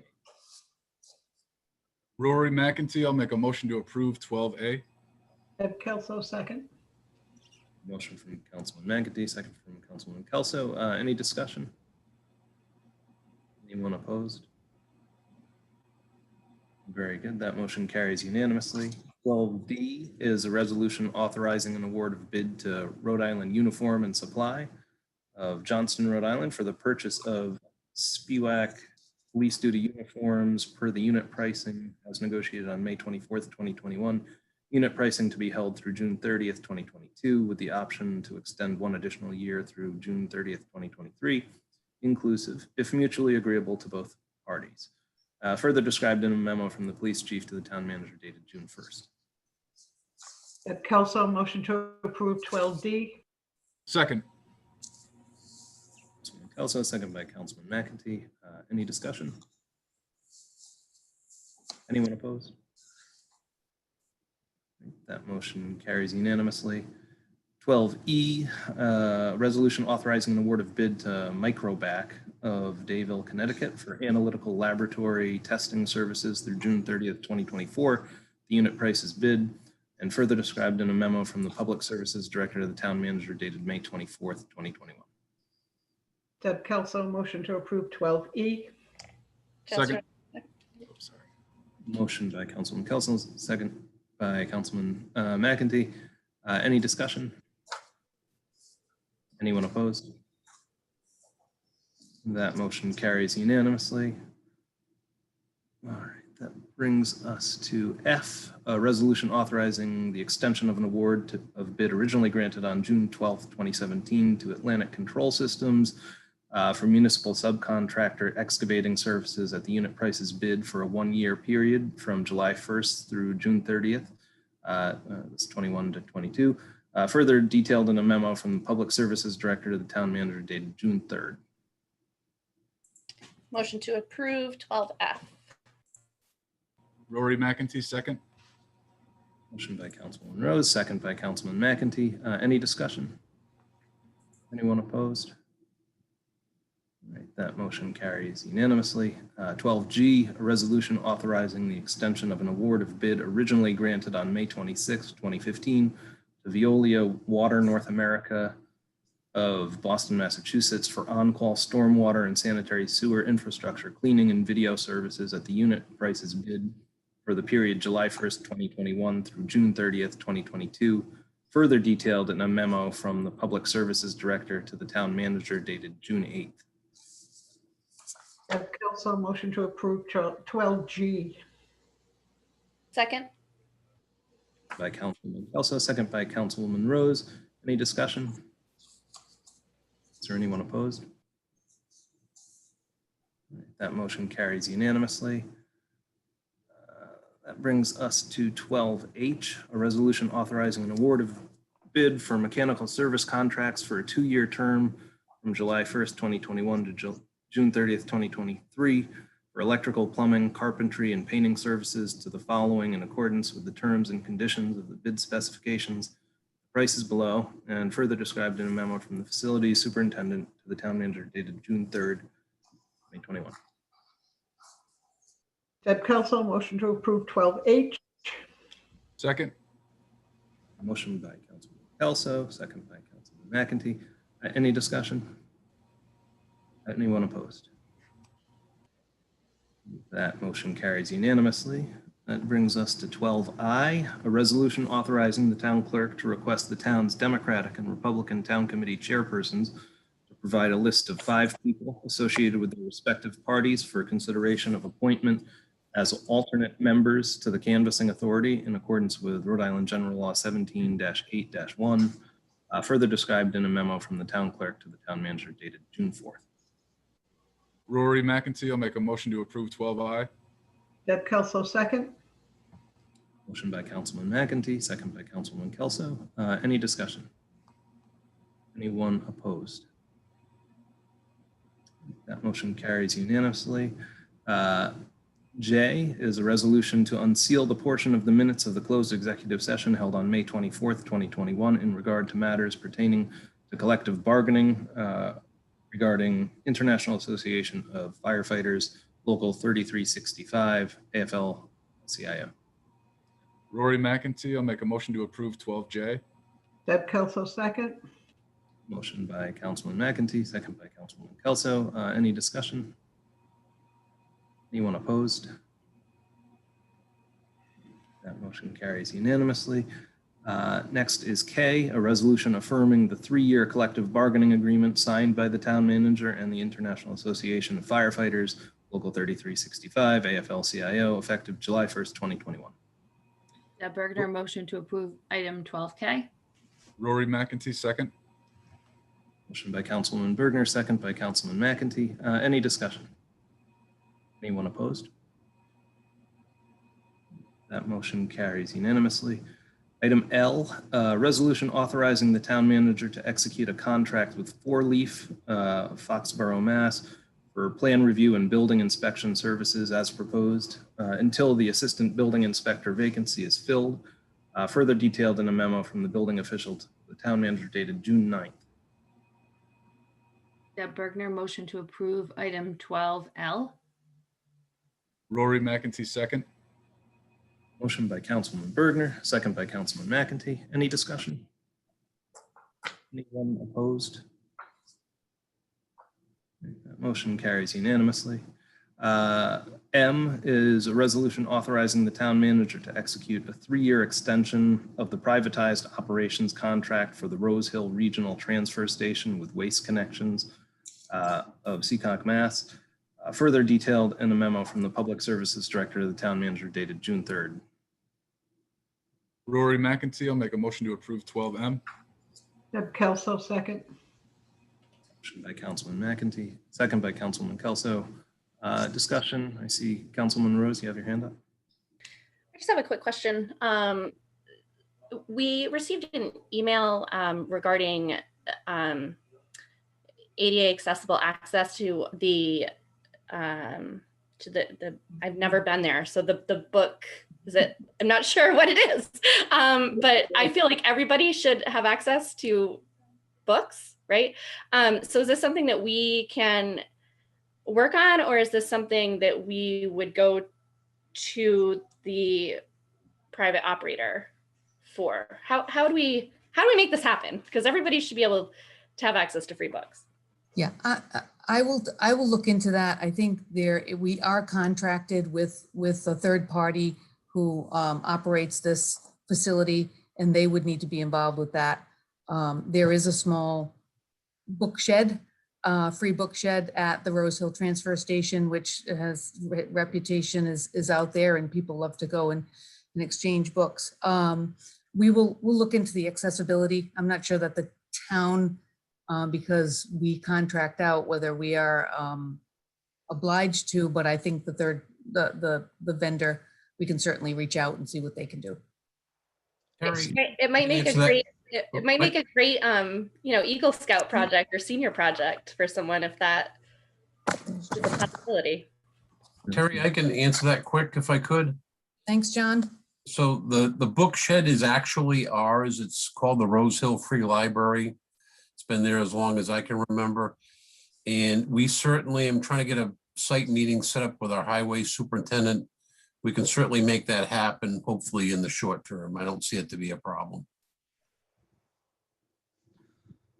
Councilwoman Berger, you had a question? Yeah, I just didn't know if the library staff could help out this gentleman, and possibly, I know they have a bunch of book sales, just connect with him, see what he would like, and give him a bunch of books so that until we work this out, he has a new stack. I mean, he's rereading his 500, but maybe we could just give him 20 or 25. I know Laurel's on the thing. I don't know if we could just do a good deed just because we want to do a good deed. But if we could do something to give him at least a few books, I'll bring them over or whatever, but there must be old books from a book sale that we could get to him. We can talk to the library director about that. Absolutely. I think they'd be certainly willing and able to assist. Thank you. Do we need to do a resolution or any action on that, or will just happen? I'll follow up with Laurel on that. I don't think there needs to be a resolution per se. Thank you. All right, very good. So we have a motion and second. Is there any further comments? Anyone opposed? All right, that motion carries unanimously. Next is N. All right, yes. Resolution authorizing an award of bid to JCI Jones Chemicals for sodium bisulfate at the unit price bid of $1.50 per gallon. Actually, why don't we take N and O together, as they're both related. The other one is for hypochlorite at the unit price of 88.87 cents per gallon. Deb Kelsall, motion to approve items N and O. Second. We have a motion from Councilman Kelso, second from Councilman Bergner. Any discussion? Anyone opposed? Those motions carry unanimously. Item P is a resolution authorizing the town manager to execute a first amendment to the revocable license agreement with the Rhode Island Department of Health for use of South Road School as a COVID-19 testing and vaccination distribution site through December 31st, 2021, further described in a memo from the facilities superintendent to the town manager dated June 9th. Deb Rory Kelsall, McEntee. motion to- Go ahead, Rory. Rory McEntee, I'll make a motion to approve 12P. Second. Motion by Councilman McAfee, second by Councilman Kelso. Any discussion? Anyone opposed? All right, that motion carries unanimously.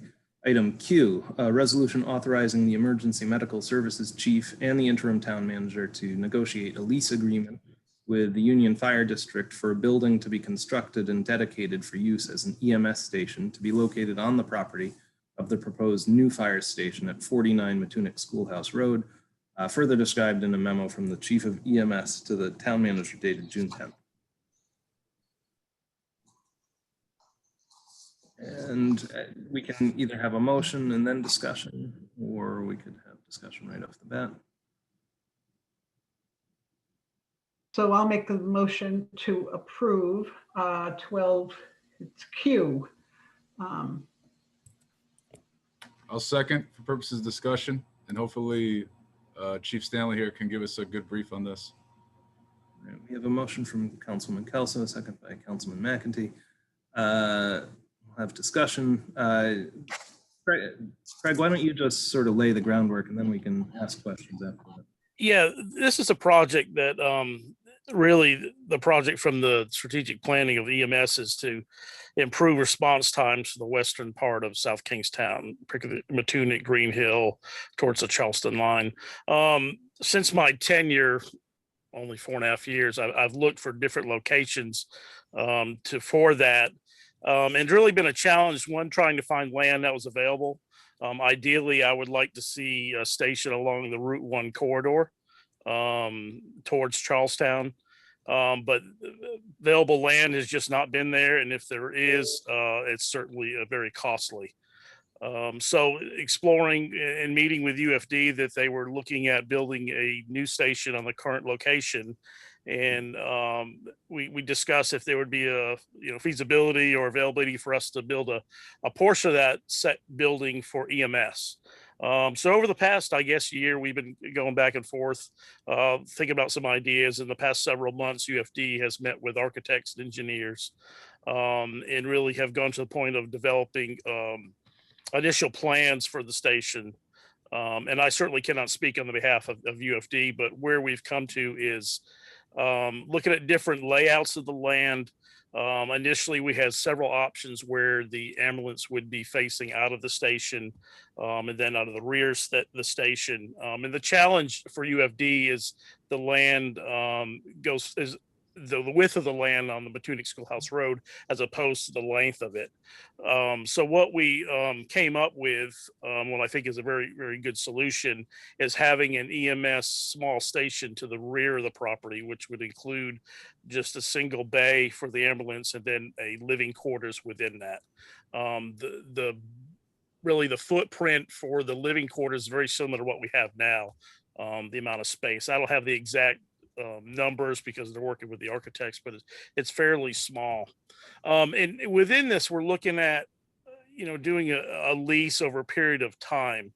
And our options are fairly limited. I can't locate any town land along that corridor for this. And even if we did, I would expect that the price of the land would be substantial. And then the capital project would be to build the station would be pretty high. And speaking with the director of finance, a project of that nature most likely would result into a bond referendum. So we felt this was our most efficient way to improve response times to that area and the most cost effective. Certainly if someone was willing to donate land to us in a great location, we certainly would look at that. But I haven't had much luck with that. And moving, the long-term plan is to move the ambulance that is at the South Road Station, which is public services building, to the Matunic station. And then I intend to ask for a third transport truck in the next year, the next budget year, the year after, and I would put that at the current DPS station. So we would have a transport unit at the police station where it is now, the public services building in Matunic. And then eventually I would see the volume. We probably be looking at a fourth truck in about probably 3 to 4 years, but that's kind of a snapshot of it if that answers any questions. And I think, I apologize, I was at the 7 o'clock. We finished our second vaccine for the Curtis Corner students. So we vaccinated 220 students this evening. So we're very happy about that. So I missed, but I know some of the questions were, Councilman Bergner, do we lease any other buildings? And we do not. The 2 other places we're located are town buildings. Councilwoman Bergen, you had a question? Yeah, so to go back we started on the lease, so we'll start there. But so with Forest Fire, are we leasing that? Are we paying a lease to Forest Fire? Is there a lease involved with that property? Because I think, that we're paying $100,000.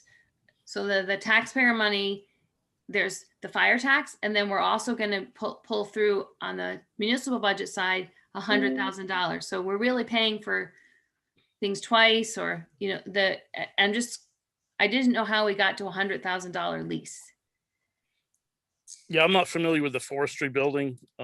I'm not sure what the agreement is with the town. This station here, based on estimates of what the building may cost, talking with UFD, that seemed like the best option for us is to do a 10-year lease with the option to renew, as opposed to us getting into a significant capital expense of land and construction. But we're looking at several options, what we can do, but it seemed the quickest way for us to get where we wanted to go. Can I Go ahead, Terry. clarify one thing? I'm sorry, Councilwoman Bergner. Craig, correct me if I'm wrong. We don't have a paramedic truck at the fire station. Correct. Yeah, Yeah. correct. We do not have any EMS Or- vehicles in any fire stations. Is that what your question was? Are we leasing for one of our? Does the UFD, who owns Forest Fire? Do we own the land and UFD leases it from the town, or do they own that physical property themselves? Was that I the was building behind the bowling alley, that station Yeah, behind the building? yeah. Yeah, I'm not familiar with the agreements Yeah. with that, yeah. So I guess I'm just, it's $1 million, 100,000, 10-year lease, and they're paying for the building. So they're going to put up whatever building we need, or we're also paying for the building. No, the town would not pay for the building. It would be a 10-year lease of approximately, it's an estimate of $100,000 a year over the course of 10 years. The town would not be paying upfront for the construction. That would be in place of having the town front $1 million for the construction of a building. Mhm. Councilman. Okay. And then my other question, Craig, was, can you walk us back through why we have two separate buildings instead of just one building that's sort of shared space? Yeah, we looked at that and tried to look at it in one building, but due to the space that they needed and we did of getting the vehicle, we looked at one option where the back of the building would be our location at the lower level, where we would have a bay coming out, but the corner was not going to be sufficient for us to make it. So they moved some things around, the architects and engineers, and came up with our final, I guess, proposal is to have a building at the very rear. So when we pull in, we actually can drive around and pull back through the bay. So for us, there's no backing up. We have the backup alarm. So this would eliminate that, and we'd have a straight shot right out to the main road. Okay. I just want to give Councilwoman Kelso a chance to ask. Just so I'm clear, the $100,000 agreement, the Union Fire District, which is not a town organization, it is a separate entity, right, is going to put a building built to our specifications on their property, right? So we have no land cost and we have no building cost. So over the term of the lease, which is $1 million, we are buying essentially the right to operate out of Matunic in a brand new building. With the option to renew at the end of 10 years. Okay. Yeah. So at the end of 10 years, that lease would be renegotiated. The building at that point would be paid for. And then the town would renegotiate the land portion lease of it, correct? Yeah, Is that the intent? that's the intention, correct. Okay.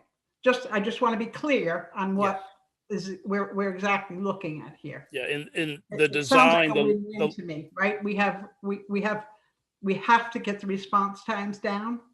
That's certain. I know you've been looking for land for a long time. There is no other viable option at this point. For $1 million to get a building and the use of that space, to me, seems like something that's very much needed. Yeah, and UFD has been very gracious with working with us of our needs within the station.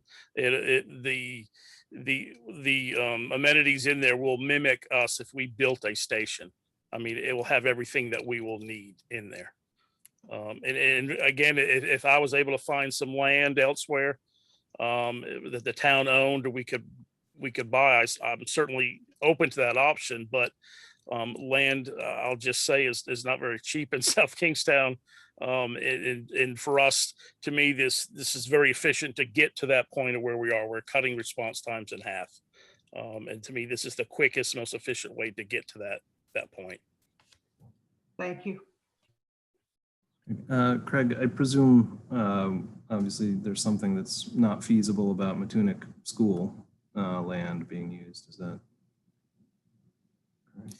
I mean, that certainly has crossed my mind, but that's again, that would be a whole other discussion with the school department. There's clearly enough land there, but whether they wanted this in the front, that'd be a discussion with the school department and elsewhere. But I have not had that discussion, nor have I inquired to that. Councilwoman Berg? Yeah, I see that Dave Ladati, I'm assuming that's Dave Ladati as an attendee, and I just make an unusual request that we recognize him and just let him speak, because I know he's very passionate and he's very involved and spent a lot of time on this topic. And while I know you don't typically allow someone to come back in, I mean, I asked the council's indulgence this one time to let someone who's been very committed to educating the community on the topic and has a lot to say, just to have a chance to weigh in. I know there was a Zoom user earlier. I don't know if that was Dave, and then this person's come back as David. So I would just ask that we allow him, if this is Dave Ladati, to speak on the topic, because I know he does care very much about this issue. How does the rest of the council feel? I'm okay with it, Abel. I know the guy knows a lot about the area, so I think we should hear him out. All right, let's give it a shot. Thank you. Bring in David.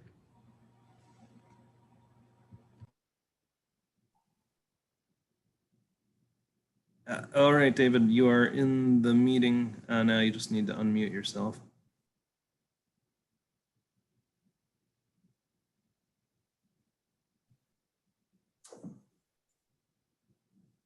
And just state your name for the record as well, Dave. Thank you. My name is David Ladati. Thank you very much for the opportunity to speak. I have several questions about this.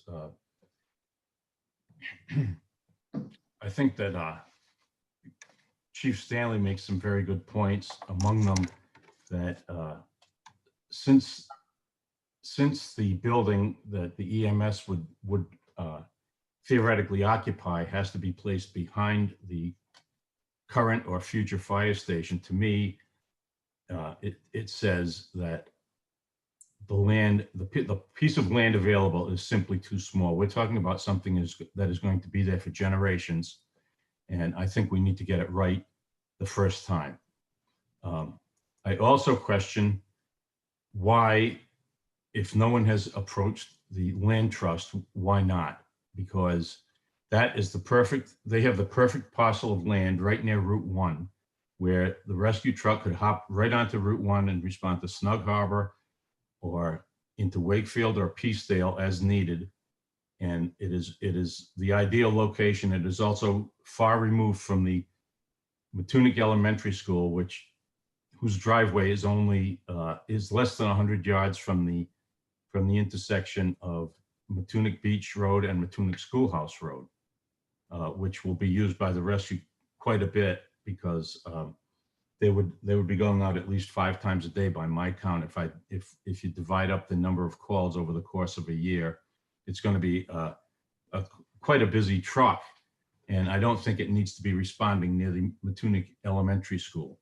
And there are also several costs involved with the current plan, which have not been brought up.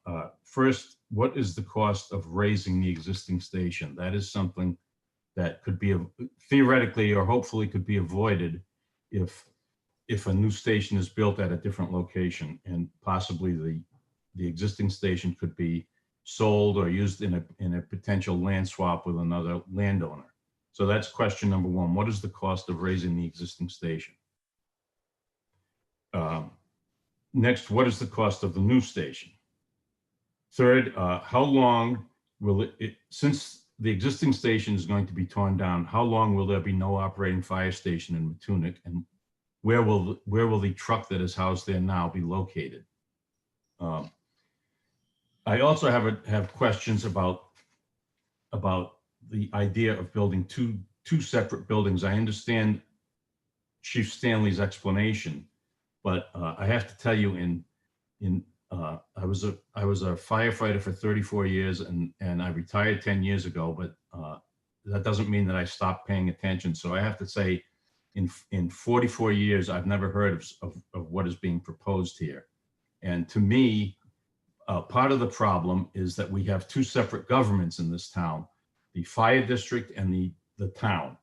To answer the question about the Forest Fire Station, the Forest Fire Station is owned by the town of South Kingstown.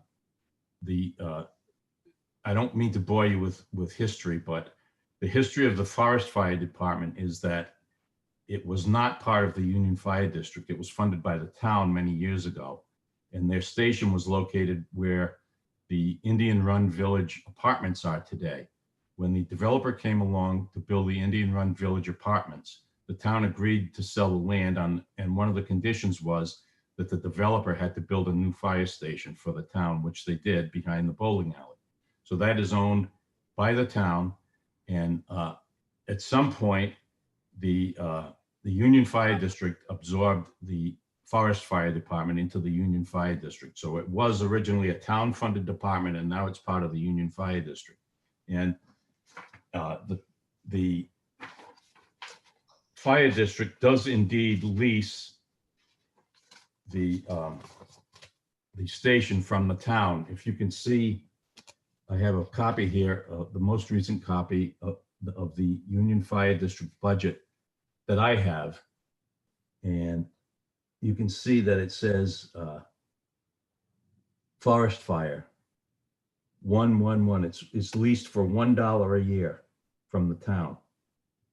So my question is, one of my many questions is, if the town is leasing that station to the Union Fire District for $1, and it has been for many years, why does the town have to pay the Union Fire District $100,000 a year? Furthermore, the Union Fire District and the town of South Kingstown both get their money from the same source, the taxpayers of South Kingstown. So I think it's wrong to have this concept that we're two different organizations. We're two different organizations, but we're funded by the same people, all of you and me and all the other taxpayers in this town. And it just doesn't make sense to me why we're considering, we consider it to be a whole different organization. It shouldn't be a different organization. It should be run by the town. Another thing is in Chief Stanley's memo to the town manager, which I printed from online.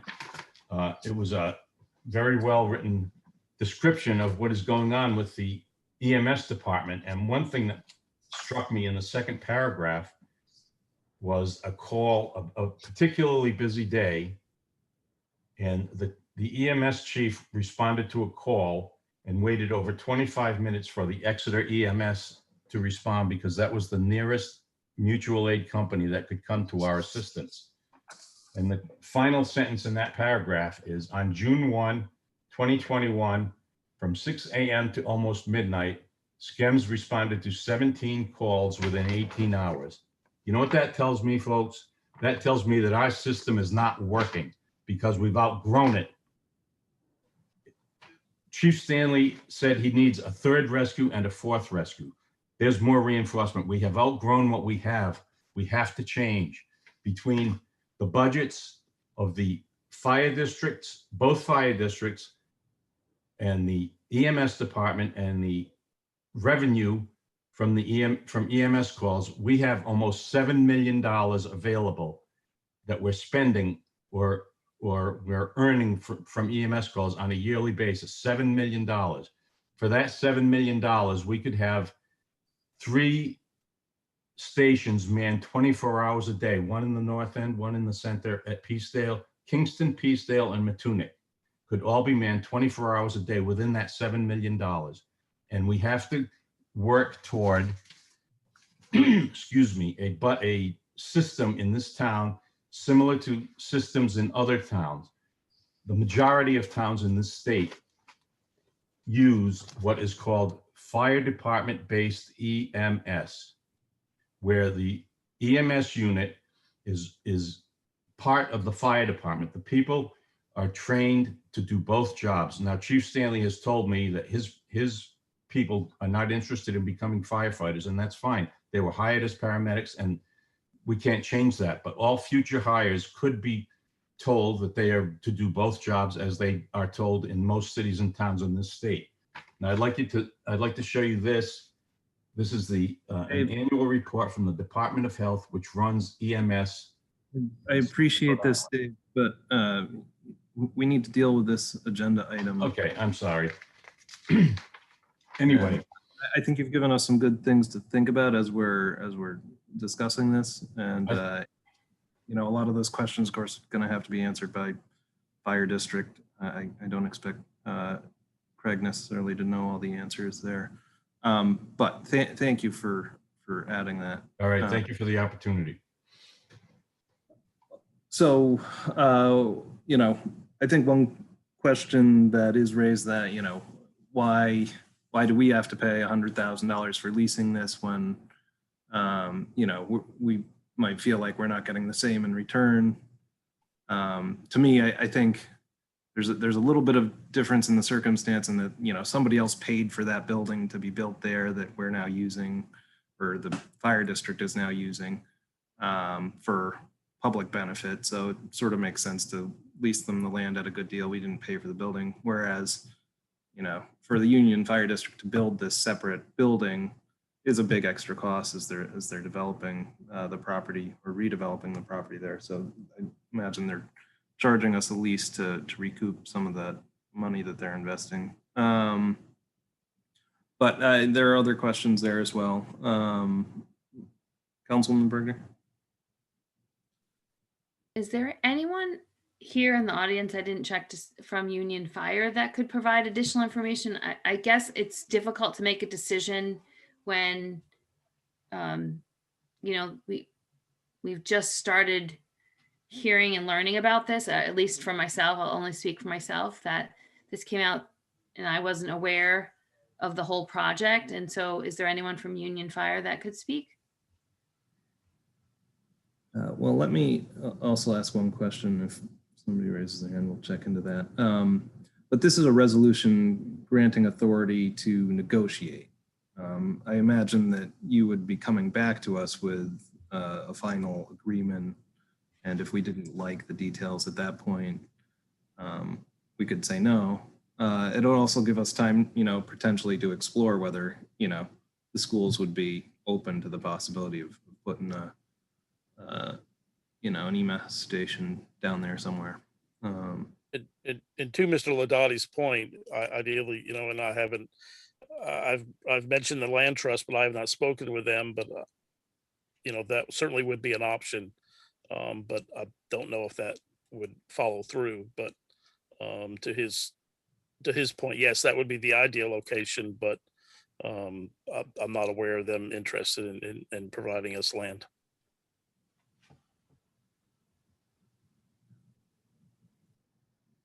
All right, so I guess a question for us at the council, we, you know, do we want to give the ability to start these negotiations, see where they lead, or are we not prepared to do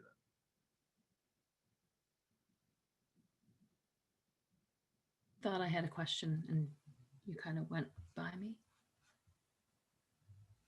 If there's no more discussion, we can just call the question and see where the votes end up. I guess I just, is there a big picture conversation with UFD so that we can understand the 5 and the 10-year plan for our, the multiple stations, their growth? Like, do we have a meeting where we learn about what their projects and plans are for fire support, fire department? We could certainly schedule something for UFD to come together and provide the town with their long-term capital plan. What we're aware of is this is the priority plan for them. This station, rebuilding this station, they are prepared to go for the next steps to go before the pre-planning. And this is an opportunity for the town, I think, at this point, to at least continue the discussion with them while they're in this process of the potential of a construction of an EMS building on their property. If there's no approval to negotiate, they're going to move forward either way. Greg, you had a comment? Yeah, but we do meet with from the public safety perspective each month with UFD and KFD and PD, but we deal mostly with operational questions, operational issues at hand.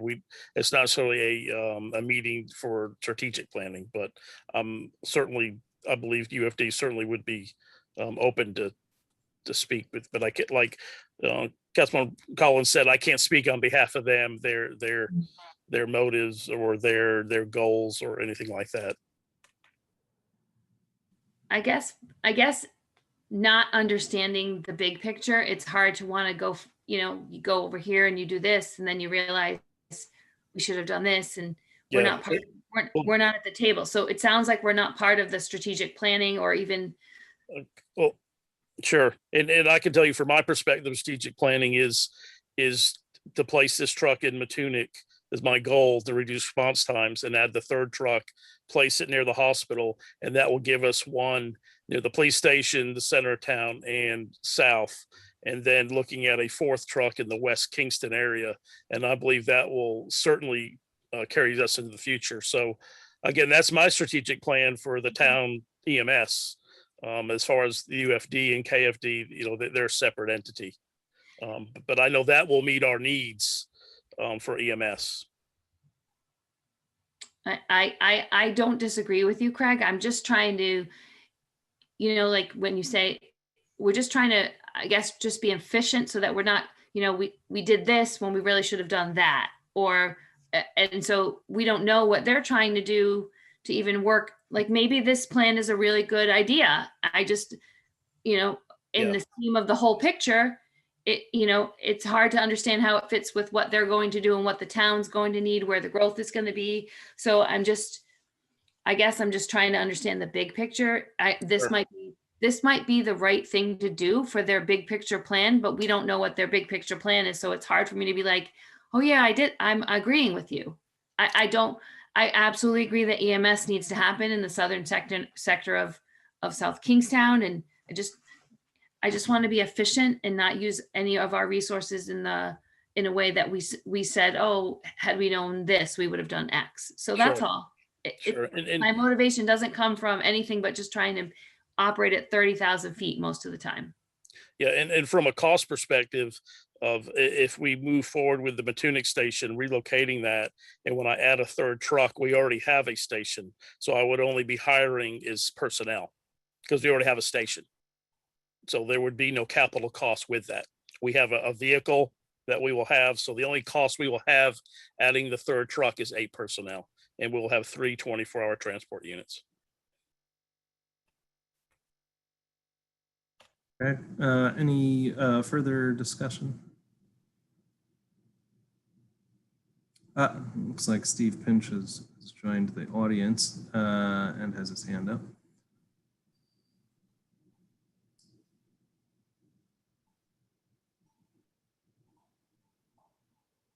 All right, Chief, you've been brought in. You just need to unmute yourself.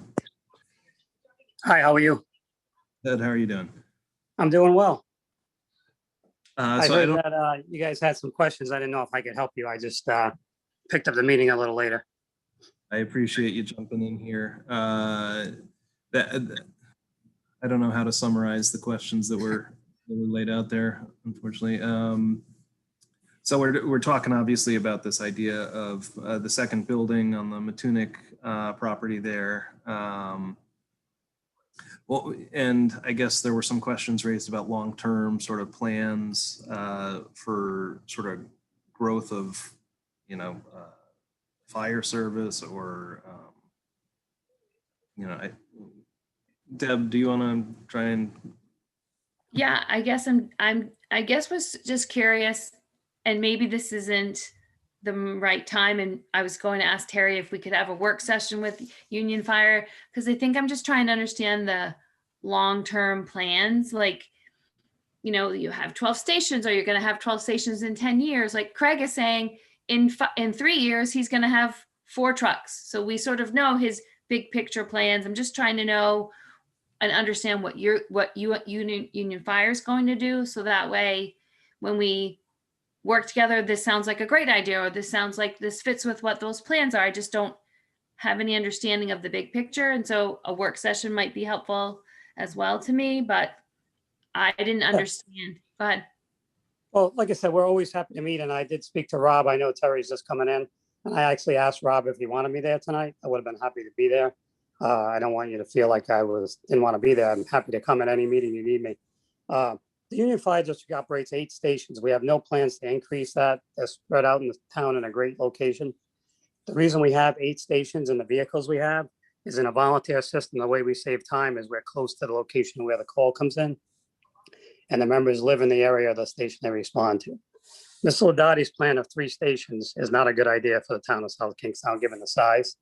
It would be a model similar to what Narragansett has. And every time Narragansett has a fire, the Union Fire District has to respond down there. So I like the system we have with the separate EMS. It doesn't tie up EMS personnel when there's a big fire. And when there's a fire, we still have EMS personnel. The Matunic station, what we've done is, over the last few years, we've been trying to upgrade all our facilities. We, as you notice on Tower Hill Road, we upgraded Tower Hill as our last station. Before that, we did the Tuckertown station. The station that's up now is Matunic Station. And then after that, we have renovations planned for Forestry, which is behind the bowling alley, and also for our West Kingston station out in West Kingston. We were approached by the town to allow them to keep a rescue on our property down in Matunic, just so we could help the response times down in that area. Because, it's a long time to get a rescue down that way. And, we realized that for the town to find land to build a building would be a big project. And if we were building anyway, we're happy to accommodate the town to have their rescue vehicle with us. Just to give you a little background, we have researched all properties down there. We spent over 1.5 years in talks with the land trust, trying to get a piece of land that would kind of be closer to Matunic Schoolhouse Road, to Matunic Beach Road, kind of on the corner where we are now, where Schoolhouse Road is. We got through a lot of hurdles, but in the end, they didn't want to move any property to us. So unfortunately, we're a little behind on the process down there. So, we're moving forward with it. We really need that. Station's in bad shape. Be happy to take you through that or any of the stations. So we feel it's important that we move that station forward and bring it up. Also, what we're doing is important to note is we're trying to have living quarters in all our stations as well. Because I think when people hear the term volunteer department, everybody has a different view of what that is. In South Kingstown, it's not really a traditional volunteer department anymore. You have chief or commanding officers that are on duty 24/7, 365 days a year. You have members that are at the station all the time. So trucks roll out as soon as a call comes in. I think when people think volunteer, they think somebody's always going to the station. Nobody's ever there. And we just got too big for that. And we've made a lot of changes over the years on how we do things. But, having living space in each station is a big part of that. So unfortunately, we're on the schedule to go through the planning board. We completely understand if the town does or doesn't want to go forward with their rescue down there for whatever reason, but, we're moving forward with that station. And like I said, the invitation's open to the town, but whatever the town decides, we understand that you have, some other things you have to figure out. Sorry to be so long. I hope that answered a lot of the questions I had. That was great information. I appreciate it very, very much. Okay, so now I think we have a very much bigger picture here. Any further discussion on this item? Do we want to vote on it?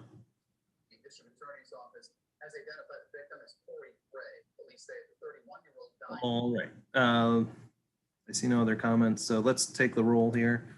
Again, this is to support item U on the agenda. Would allow for negotiations to proceed for the construction by UFD of a second building that would house an EMS truck.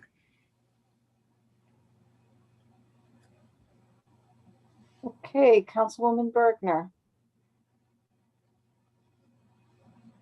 I just, if we vote in the affirmative, are we still able, is Craig still able to talk to Matunic, talk to the school department about the location? Because I don't want to, I guess I don't want to box myself into one thing. And that means that other things won't happen. Do you know what I'm saying? Like, is Craig still going to work on seeing if Matunic would be interested in, it's only an acre of land that's needed. So, or to go back to the land trust. Oh, do you know what I'm saying? Yes.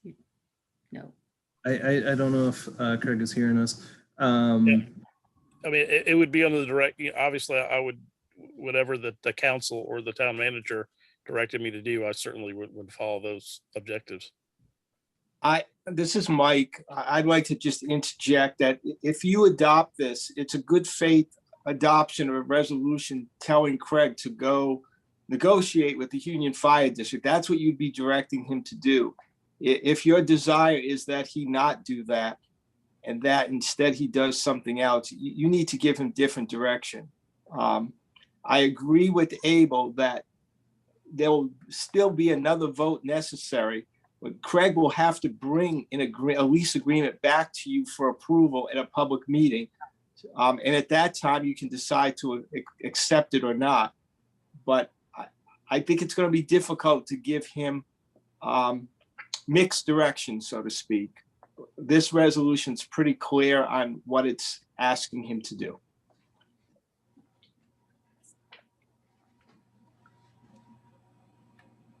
So I'm going to vote no, because I believe that we should further explore the other options. So I'm going to vote no to explore a lease at this time, because I feel like it closes the door to any more efficient opportunities or changes. So nay.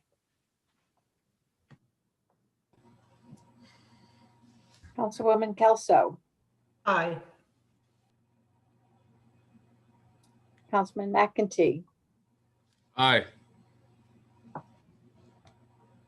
Councilwoman Rose. Aye. Councilman Collins. Aye.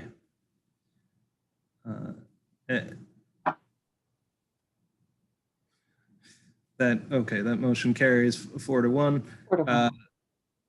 So I do appreciate that guidance, Mike. I do think it's still worth, maybe Terry, just pinging this, the school administration to see. I mean, there might be restrictions on that land, on the school land in Matunic that would prevent any type of development anyway. I'm just curious, outside of even this discussion. But also, and for the land trust discussion, I believe the reason talks fell apart between the land trust and the fire department was because there are restrictions, covenants for the land that the land trust was looking to try and swap, and they couldn't figure a legal way around that. So that would probably still stand. Craig, your hand is up. Yeah, and I'm certainly open to any options, which would obviously be in the best interest of the town and the people we serve.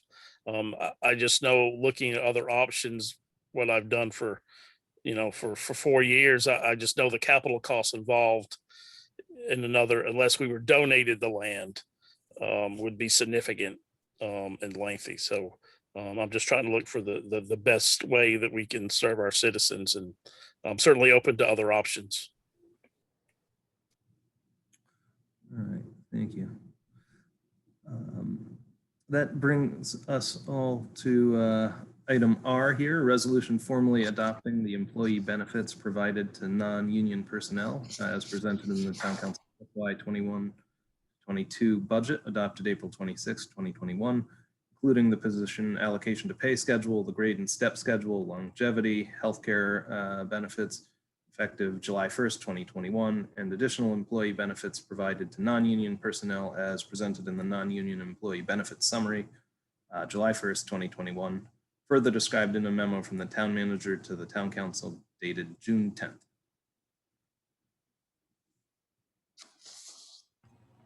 Deb Kelso, motion to approve 12R.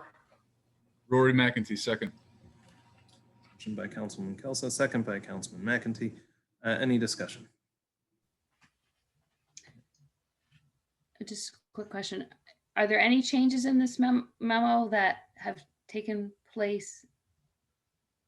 I mean, I thought we Yes, added something. Go ahead, Terry, sorry. that's correct. I'm sorry. So within this position allocation to pay schedule for non-union employees, there are a couple of changes. One, changes from the approved FY 21-22 budget. One is the addition of a position of the Natural Resource Officer and Harbor Master at a grade 13, and that was approved by Council on May 10th.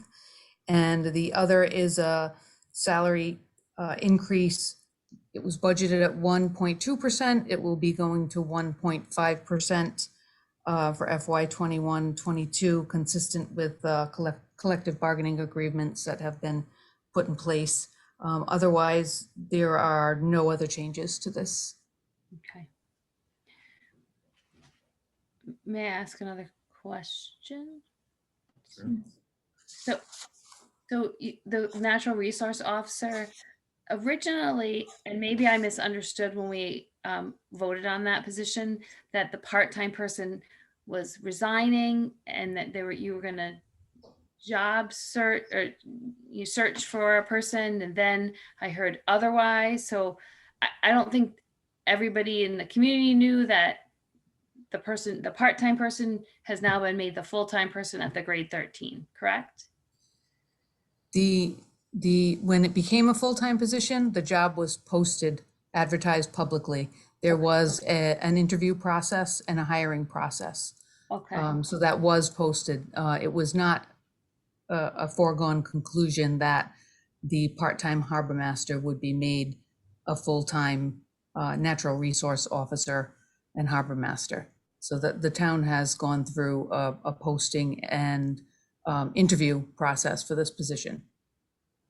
Okay, I must have missed that as well, because I just thought the person, we had the opportunity to turn into a full-time position, and then there were all these other additional responsibilities, but then it's still the harbor master, but now doing a full-time job. Okay. It's in terms of the harbor master, do you mean the person who was the harbor master? He was a candidate for the job, and in the final analysis of interviewing 3 finalists, that person was the recommended candidate for the natural resource officer and harbor master position. That's correct. Okay, thank you. Welcome. All right, very good. Any other discussion on item R? Is there anyone opposed? All right, that motion carries unanimously. That brings us to the end of the public agenda tonight. Item 13 is the closed executive session. We will need a motion to move into that. I make a motion to convene in executive session. Do I have to read the whole thing? Yes. The law, unfortunately, the law requires you to read the whole thing, Deb. That's why no one chose it, and I closed out the agenda. Oh, sugar. Or maybe someone else can read it. I closed it out.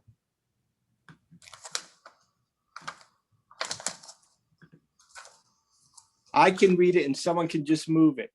A closed executive session pursuant to Rhode Island General Laws 42465A4 to discuss matters pertaining to investigative proceedings regarding allegations of misconduct, either civil or criminal, Ray the AFL-CIO mailer.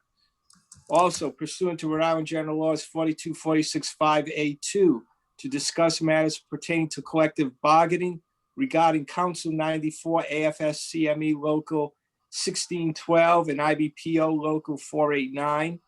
Also pursuant to Rhode Island General Laws 42465A9 relative to any hearings on or discussions of a grievance filed pursuant to a collective bargaining agreement. Also pursuant to Rhode Island General Laws 42465A5 to discuss matters related to the acquisition or lease of real property for public purposes or of the disposition of publicly held property wherein advanced public information would be detrimental to the interest of the public. And finally, pursuant to Rhode Island General Laws 42465A1 to discuss matters pertaining to personnel. So moved. Second. We have a motion by Councilwoman Kelso, second by Councilwoman Rose. Any discussion? Anyone opposed? All right, that motion carries unanimously. I want to thank everybody who's stuck around and watched us this long. We will reconvene back in public session following our closed executive session. It may take a while, but if you want to stick around, please do. Until then, we will click out of here.